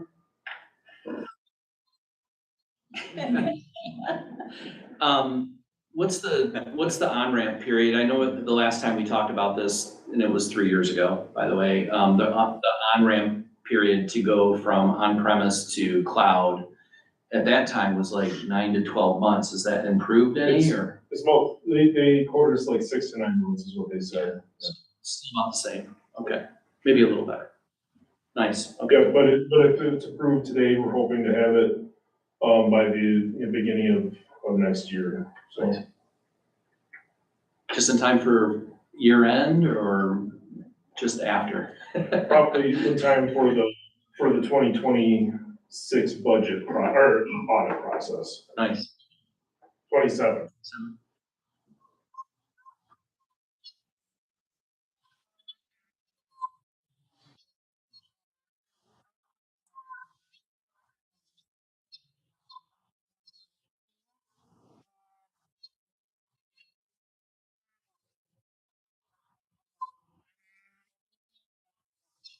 Perfect.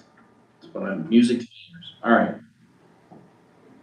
Were there any other options other than doing this? So, there are, other options. We didn't research any others. There's Tyler Technologies. There are, a couple other providers that do similar. Most of the local government municipalities use BSNA. So we share reports back and forth with other municipalities and things like that. Some of the county government, use different, servers, but a lot of Michigan municipalities use BSNA. And is that when the reporting improved, when they moved to BSNA? Actually, no, that's when our accounting and Oh, finance Lord. director changed. The same tool, and probably, this is probably the simplest way to, and I have a lot of decades of experience of moving core applications, and I will tell you this. It's, aside from it being a nightmare, Glormar is way into BSNA, like that, it's just not even reasonable to think that a different system would be in the, it's just, it's a lot like, once you're on Toast, you're always on Toast. Once you're on an Apple, you can never use an Android. That's right. So I think it's just a matter of, this is a natural progression, and honestly, we're not, this actually does eliminate the need to update and refresh a server every 3 to 5 years, to keep up with whatever the changes are going on. But also the fact that we're running any server in this office is kind of. I'd be surprised, why wouldn't they have recommended us go cloud 3 years ago, but they did and we chose not to? They did, and we researched different communities and see what kind of luck they were having at that time, and there were still a lot of bugs in the cloud. Yeah. It was in their. So this was our decision, not them trying not to. A couple of reasons why, but yeah, that was one of them for sure. Well, not to be paranoid, does this up our chances of ransomware?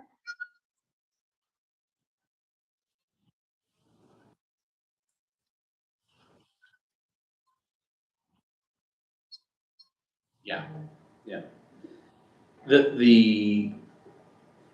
We were in a big flux at that point. I'd love to tell you that story, but not now. No, not asking for it. But there was a lot of really good reasons to stay where we were. But I'm so happy that we're moving in this direction. And MFA, password protection, there's a lot of other security measures that are taken into account. I think the attack surface is almost identical. So as long as Glormar practices safe password management, I think we're in great shape. Yeah, which we do. We have Bitwarden, all our devices, and we do practice, safe, password management, things like that, so. And in some small way, it actually reduces the ability for an encryption attack, because a lot of that happens on local machines versus cloud. Yeah, it's easier to attack a standard machine than it is cloud. Somebody would, like currently, somebody would just have to get my username and password and get to my computer, and they'd be able to have that. BSNA.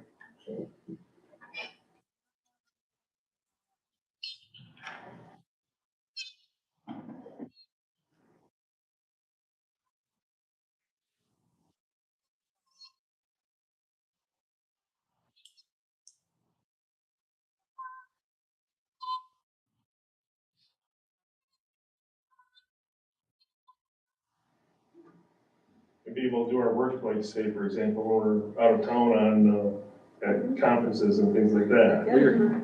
Can't imagine a world where you could do that. Yeah. That's fantastic.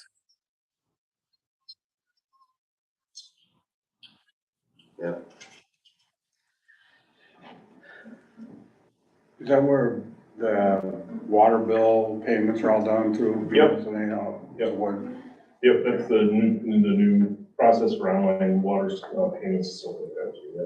I use that for in my tax business a lot, the BSNA. Sure.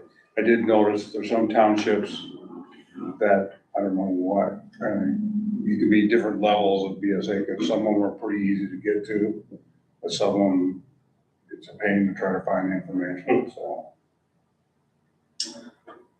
I think that's our finance director. Yeah, that's a setup. That's user error. That is definitely that's definitely the person in charge of that. Yeah. All right, any other discussion, questions, concerns? I'm almost elated about this decision, so I can't wait. A motion is in order, I'm sure. Move to approve the attached proposal to provide software and services for BSNA cloud upgrade for the Village of Middleville in the amount of $34,990. Support. We have a motion with support. Any other discussion or questions? Hearing none, a roll call, please. Robert Bishop, Patrick Hilton, Yes. Susan Shannon, Yes. Stephen Baldry, Aye. Sandra Wake, John Osterbaum, Aye. Kevin Smith, Aye. Motion carries. Thank you. Thank you. Have a great night. Training, Mr. Stolzenberg. Yes, so, this is a training that I actually learned about in another training I was at, last year. But several of my colleagues around the state have, taken this training, leadership training, over in Gettysburg. It's within, my, training budget, obviously, but it would expend everything for the year if I were to, take it and not receive any scholarships, which I believe I should. It seems like it's an underutilized scholarship application, and talking with some of the leaders at the Michigan Municipal Executives Group. So as for permission to register and take this training. And there is a letter of recommendation in here that's for the actual application for the scholarship. There's another letter that came in from Sarah Moyer Kale at Hastings, but that's not included here. So came in after the fact. Have to answer any questions? When is the Michigan Municipal League conference? That is in June or July. Okay. It will not conflict with anything I have currently on my calendar. Okay. Because that was amazing to go with you on that. Yes. Oh, the MML one you're Yeah. referring to, but Traverse, that one is in September, I believe. It's in my report. Yep, Oh, wow. it's in the report. So it's just a couple days after. All right, very good. No conflicts. All right. I'll make a motion to approve Craig Stolzenberg attending the Gettysburg Leadership Experience in September, along with all expenses totaling an amount not to exceed $4,000. Support.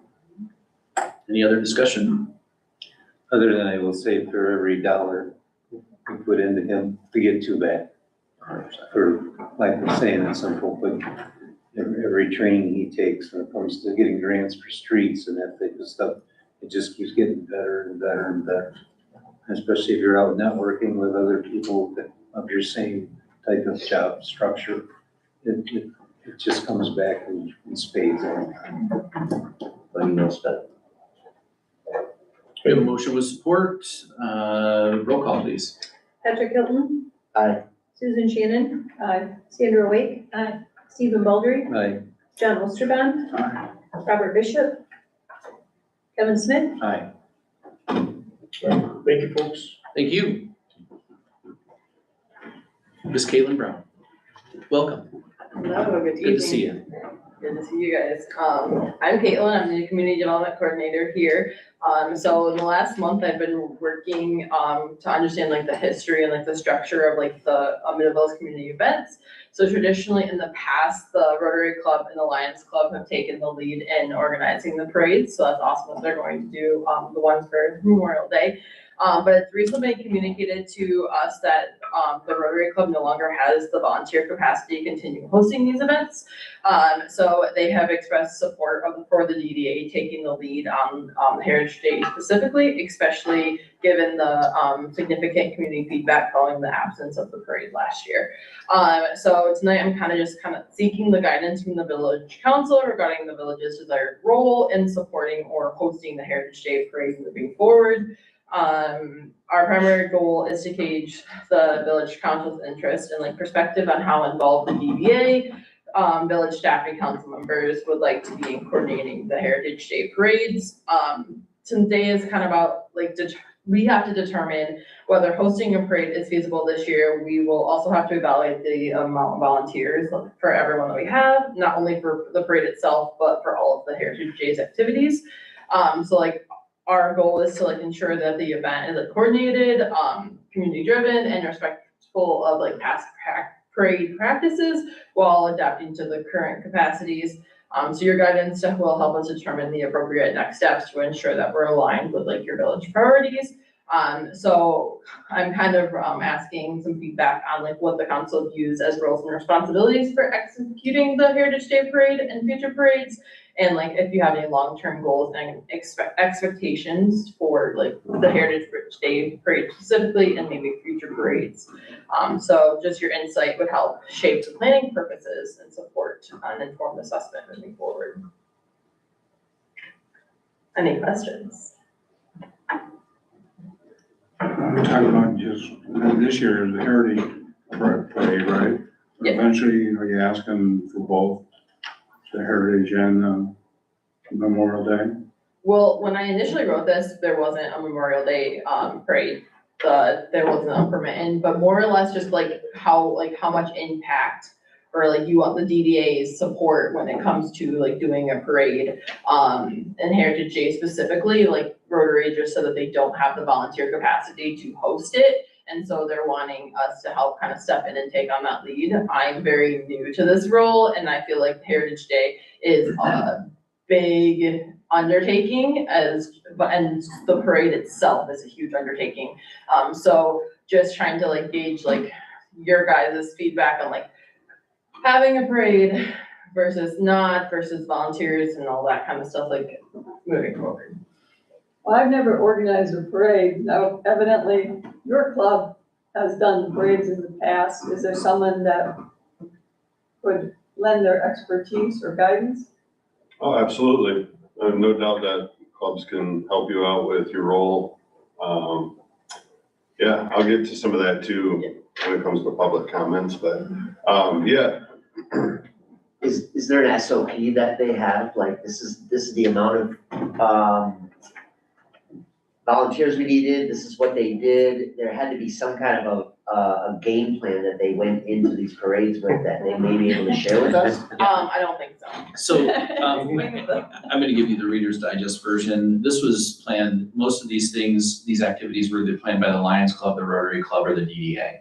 And then what happened was that our DDA board became an events planning board, which contrary to its charter, it's part of its charter, but it's not its sole charter. And what a lot of these events became was a distraction to the other economic benefits for the community and certainly directions that we should have been taking in other areas of economic development. So with that said, the DDA, I think, can still play a very vital role in that in terms of being an organizing body, but I think it should be volunteer driven, and I think it should be a committee-based, volunteer-driven activity, not to consume all members of the DDA board, but a select few who then can commit to a body of volunteers. So Obviously, as our volunteer base continues to grow and it looks like our numbers are going up, which is great, I believe that we definitely should focus a committee, a DDA committee or subcommittee that can be designated for all parades. I don't think that us cutting them is of benefit to us because I see huge crowds every time we have a parade. So that obviously is doing its job. But if we had a subcommittee dedicated to parades and Heritage Day, and then use that committee to bring together a body of volunteers, and then bring in at least one person to be a consultant in that regard so that a charter can be developed, an SOP can be developed, a checklist can be developed, documented and stored in a vault and never go away. And I think that that has just been what's lacking in the historically is just a checklist of to-dos in order to repeat the success that those parades typically bring to the community. So if I were to give you my 2 cents worth of advice, and you're welcome to give me change, I do believe it can be done via the DDA. I believe it can certainly be done with a committee of volunteers under the guise of 1 or 2 members of the DDA, and then maybe an advisor, instead of it being just solely on the shoulders of the Lions Club or the Rotary, but maybe they bring in an advisor that can help us organize and develop that document. And then in perpetuity, just continue to rinse and repeat that, I think annually. Yeah, I like that, just to have like a guideline. Do you have a troop of volunteers? I mean, you just said that you have.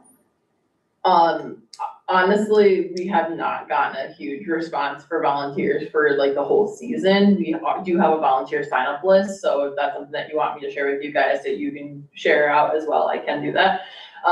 We have some people that are very specific to certain events that they want to work. We don't have like a bunch of people that are like, oh, I'm available for all events. For Heritage Days right now, we just really have the events committee that's kind of taking the lead on everything. But we haven't really sought out like certain people for like just the parade or stuff like that. But maybe a subcommittee for just the parade could be beneficial for that. Do we have anything going on with the high school too, where, I don't know, the kids can do it for some extra credit or something, or to meet some goals, or community service classes or something like that? Not at the moment. I am interested in exploring those options. I have talked to a couple people from like the YAC council to potentially have like students involved in different ways. And I currently help out sometimes with the FFA chapter at TK. So I would love to be able to see more student involvement. But with these being the summer and school's not in session, that does make it a little bit harder. It's also a discussion we can continue having as we move into strategic planning and those type of discussions, and, determine, you all can determine where you want, the focus to be and how you want to, put money towards those or resources at that point too, so. And I think just a heads up, this will end up costing money. It is historically, we've donated money to the 4th of July, which is, again, we create these events and then they become successful, and then there's no legacy to help support them down the road. So, I think the 4th of July was like a $15,000 plus donation last year. 6,000 per year. Oh, it was multi-year, that's right. So, It's a big deal. It's a big deal. It's a big deal, and I think that it's worth every penny when it brings the community together. And I think even when we're doing that, that's kind of a right time for volunteering, getting volunteers and certainly getting people involved with it. So hopefully it'll perpetuate itself. And anyone else that has any other ideas besides me just saying what I have been thinking about since day one. I do appreciate it. But I was thinking, you were talking about a subcommittee just for the parade, why not? Cause I heard you say what happened before, is it consumed the DDA, so that we couldn't do the other part of what they're really supposed to be doing.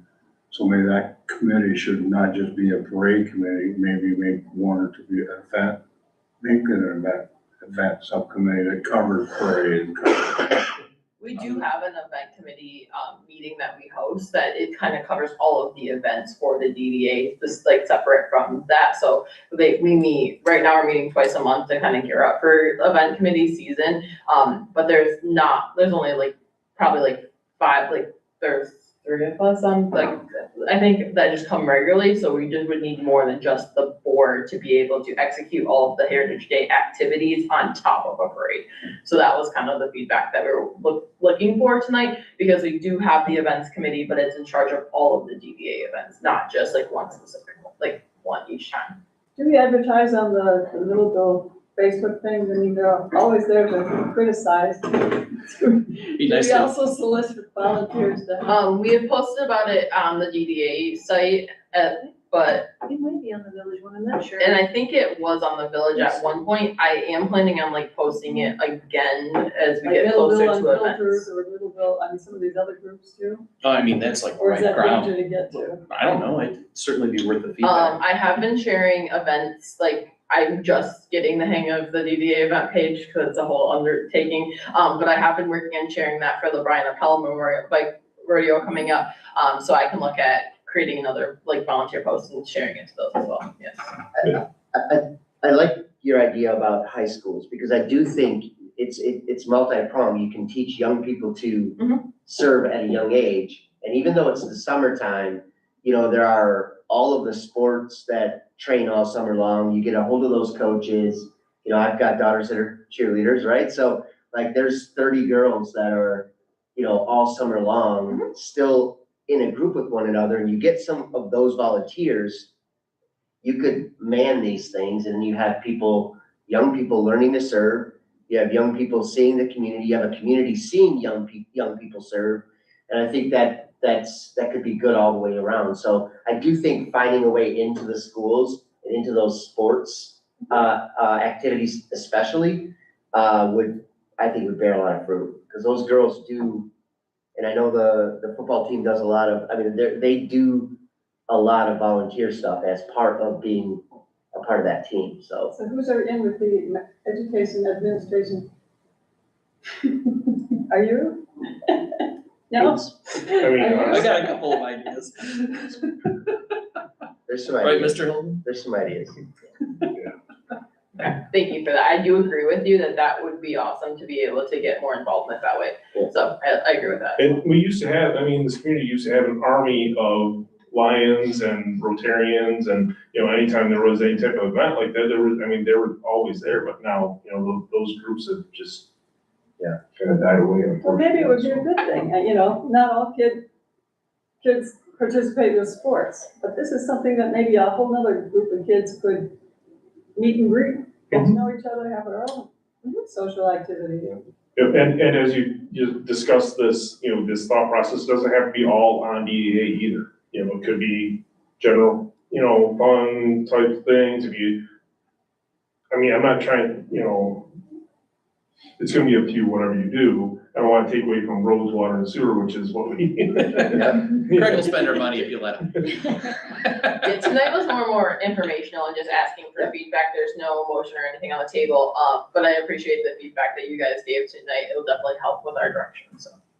Perfect. Thank you. Thank you very much. Thank you. All right, in your packet that you've already read is boards and commissions, informational items and correspondence, DDA revenue and expenditures report as of March 30th, 2026. We're gonna open the floor for public comment, limited 3 minutes, since I wanna go to bed right now. Any persons attending may comment on any subject. Please state your name and direct your comments to the chair. The Village of Middleville rules and procedure prohibit the village council from debating or discussing issues with the public.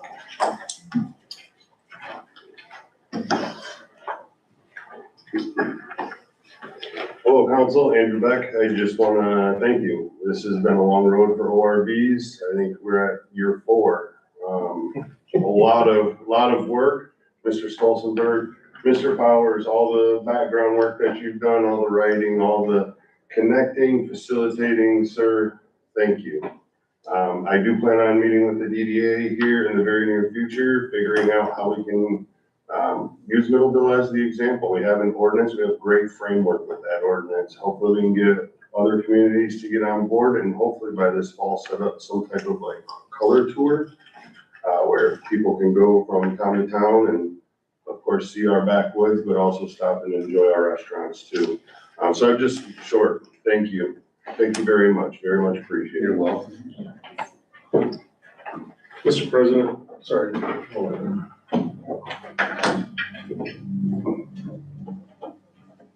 Council, Joe Miller, Middleville, I'd like to thank Mr. Back, Mr. Stolzenberg, Mr. Powers, and the council for passing the ORV ordinance. It's been a long battle. I didn't realize it's been 4 years, but yes, it has been quite some time. Number two, I'd like to thank you for whoever suggested to move the homeless box truck down on the trailhead on Crane Road. It's been in front of the sidewalk there for 2.5, 3 months where nobody in a wheelchair or anybody else could hardly get to the picnic table. The third thing is on the trail, motorized vehicles.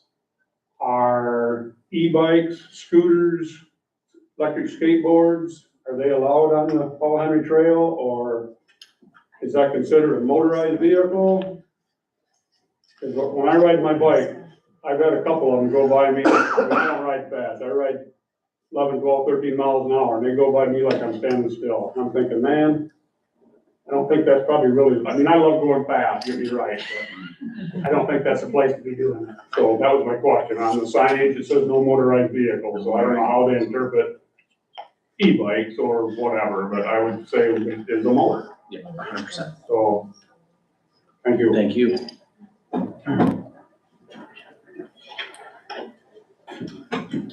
Final council comment. Start to comment. Nothing to. I appreciate all the hard work. I get a question again, is that subject come up tonight, like the softball league. And then Ray's brought up some discrepancies in the ordinances that maybe just a miswording or, you know, how does that become more than just, well, hey, we can all shake our head and say, well, that's on me. Okay. I'll bring that to Mr. Stolzenberg and we'll definitely take action on that. Okay, okay, all right. The ORV thing, I think we should take a victory lap for that. Let's all get our ORVs and take a victory lap. River Dog were open and we'd go over there. They might be closed by now. Oh, they are. They're definitely closed. And we'll be talking with the township the next meeting about our TIF workshop and stuff. I'd really like to emphasize we need to do that as soon as possible. The wind's gonna start blowing in the wrong direction if we don't agree. I'd like to see us really focus some energy there. Other than that, a couple hours, let's go home. Mr. Hill. I think we owe it to the people about the softball to come back with like a real, I think it's awesome what they've done. I think bringing, you know, adult softball and adult softball leagues that lends to a lot of commerce, and we owe it to them to find a way to make it work instead of coming up with ways not to make it work. So whatever has to happen, you raised your hand, it's on you. I look forward to figuring out how we serve that underserved community. Agreed. Like you said. Agreed. That was it. That was it. Wonderful.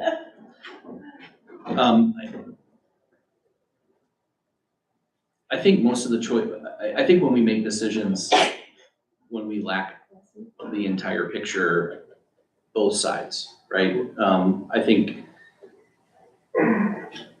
the request was open-ended, and I think that the reservation that was already in place was open-ended, and I think we closed that gap. And it's through communication and information. And I think that once we have that information in our hands, we can certainly make the right choice and align the right way. doesn't have to always be at 3 PM on a Sunday. It could be 2 o'clock, it could be 5 o'clock, it could be whatever. It could be 9 o'clock, as long as we have direct alignment and a schedule to follow. And I think as long as everybody is responsible for the use of the park and respects the fact that some are paying, some are not, but they're also doing more for that space. So there's trade-offs, and I think that that's not unfair, and it's certainly not inequitable. I think it just is a matter of us taking a look at it and saying, okay, well, this is our option A, and we want them to be successful, and option B, we want them to be successful. I think at the time of the request, we didn't have any information about. We don't even have a formal request. Yeah. We don't have all the information we requested from the gentleman. We don't have. Well, then that makes it even easier, because then if we don't, and I think by our next council meeting, we can certainly approve. If we don't have it by then we can certainly approve. No, we don't have his.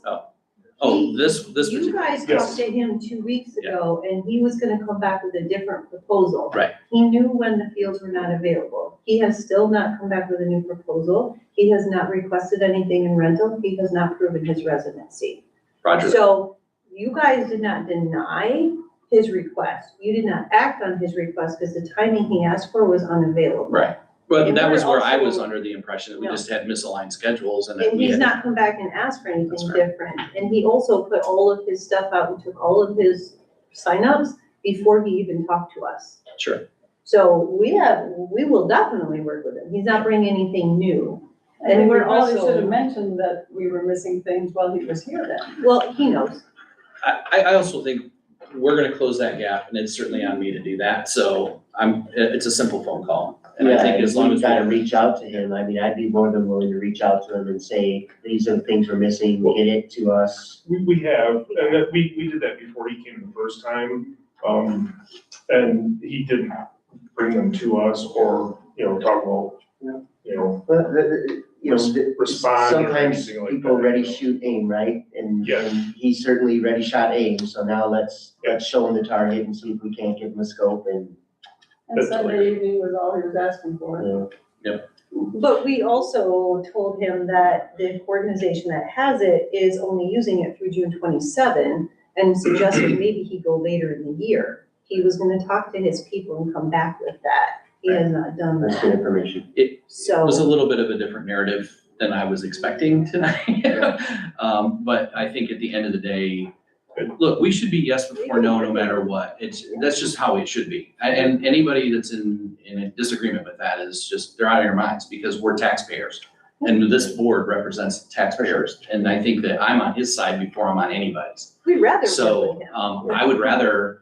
I'd rather that we just figure out yes, and that's easy. Yes, but how? Right? Well, so initially, if bear with me, I know it's late, I apologize. He put out a Facebook post, say, hey, we're gonna start out this league, and these are the dates, and we're hiring umps and things like that, before even, reaching out to us, right? So I reached out to him, said, hey, you can't just go and have this, league on Spring Park without even coming and talk to us first. Right. No, his permit request was a little bit TBD, I think, and I'm okay with that. Again, I think the narrative here isn't to take his side and say that he did everything right. I'm just simply saying he probably just needs to get a little bit more guidance, and we'll just give him a framework in order to be successful, and that's on us. So we'll give it to him, and then everybody will be happy. This is a yes. It's just a matter of how. And I think that it's very simple. So again, 2 phone calls, I think it'll be over with. He's on a learning curve too. Yeah, for sure. Organizing and all that. And my only disappointment in his approach tonight was that, getting scolded for something that didn't happen. We didn't do anything wrong. We just didn't have enough information to act on it. So I'm in agreement with him. We should make it available, but we're not gatekeeping, and we're certainly not saying no. He had rules to follow, and we have to gather the right information so that everybody has it. And I think that that's a simple solution. You guys will need to determine how much we rent those fields for. That's totally fine. It's not on our list. And so. I'm sure I'm sure there's entry fees and all kinds of things that he can work with. So I'm sure that that'll be all worked out. Anyway, so,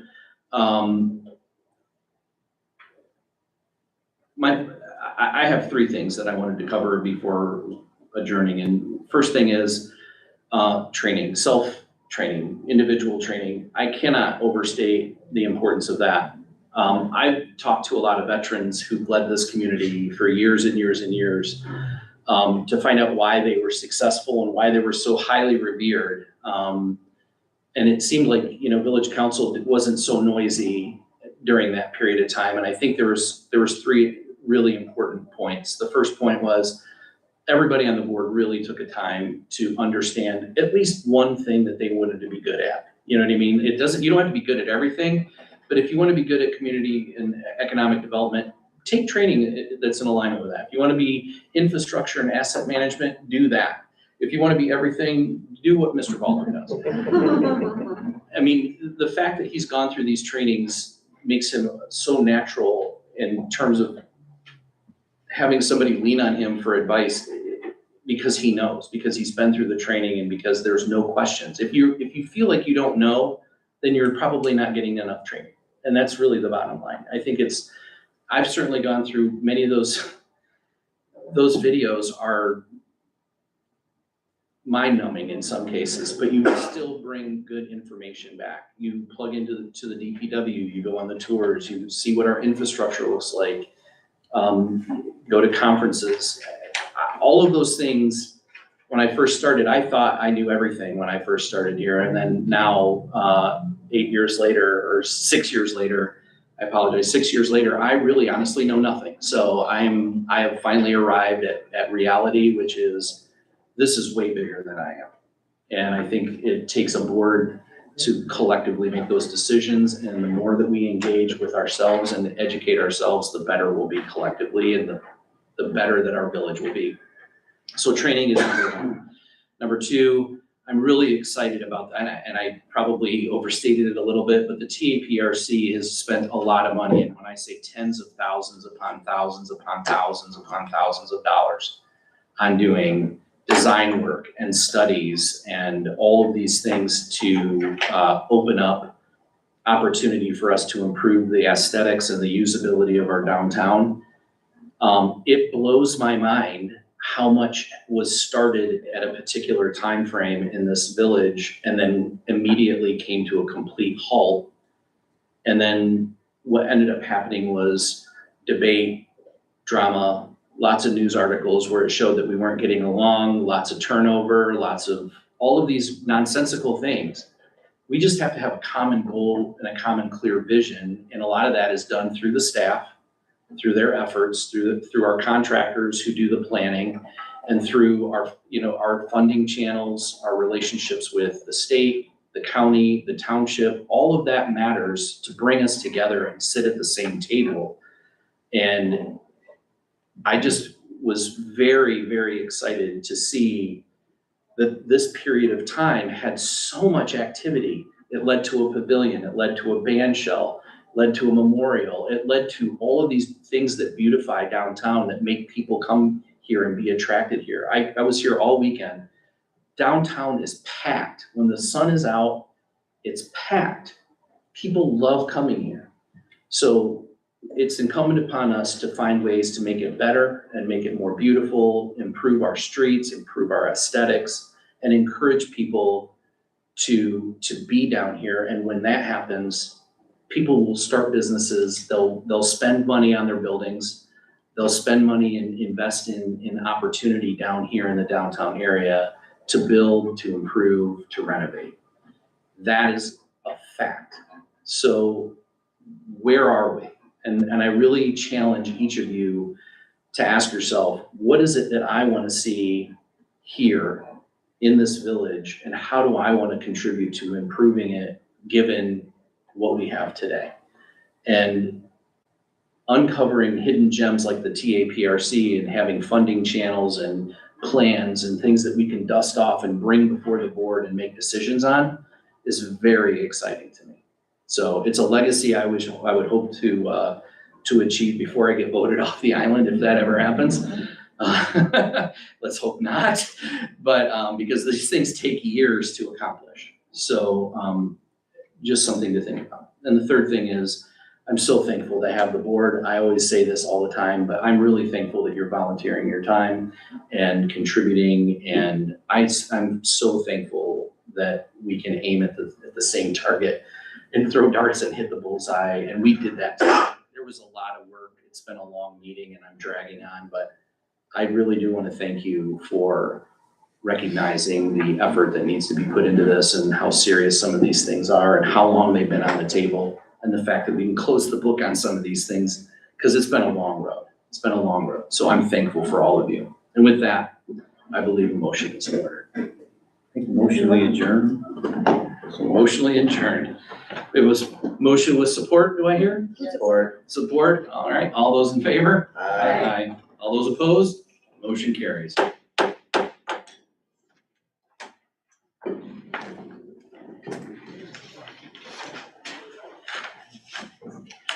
What's that?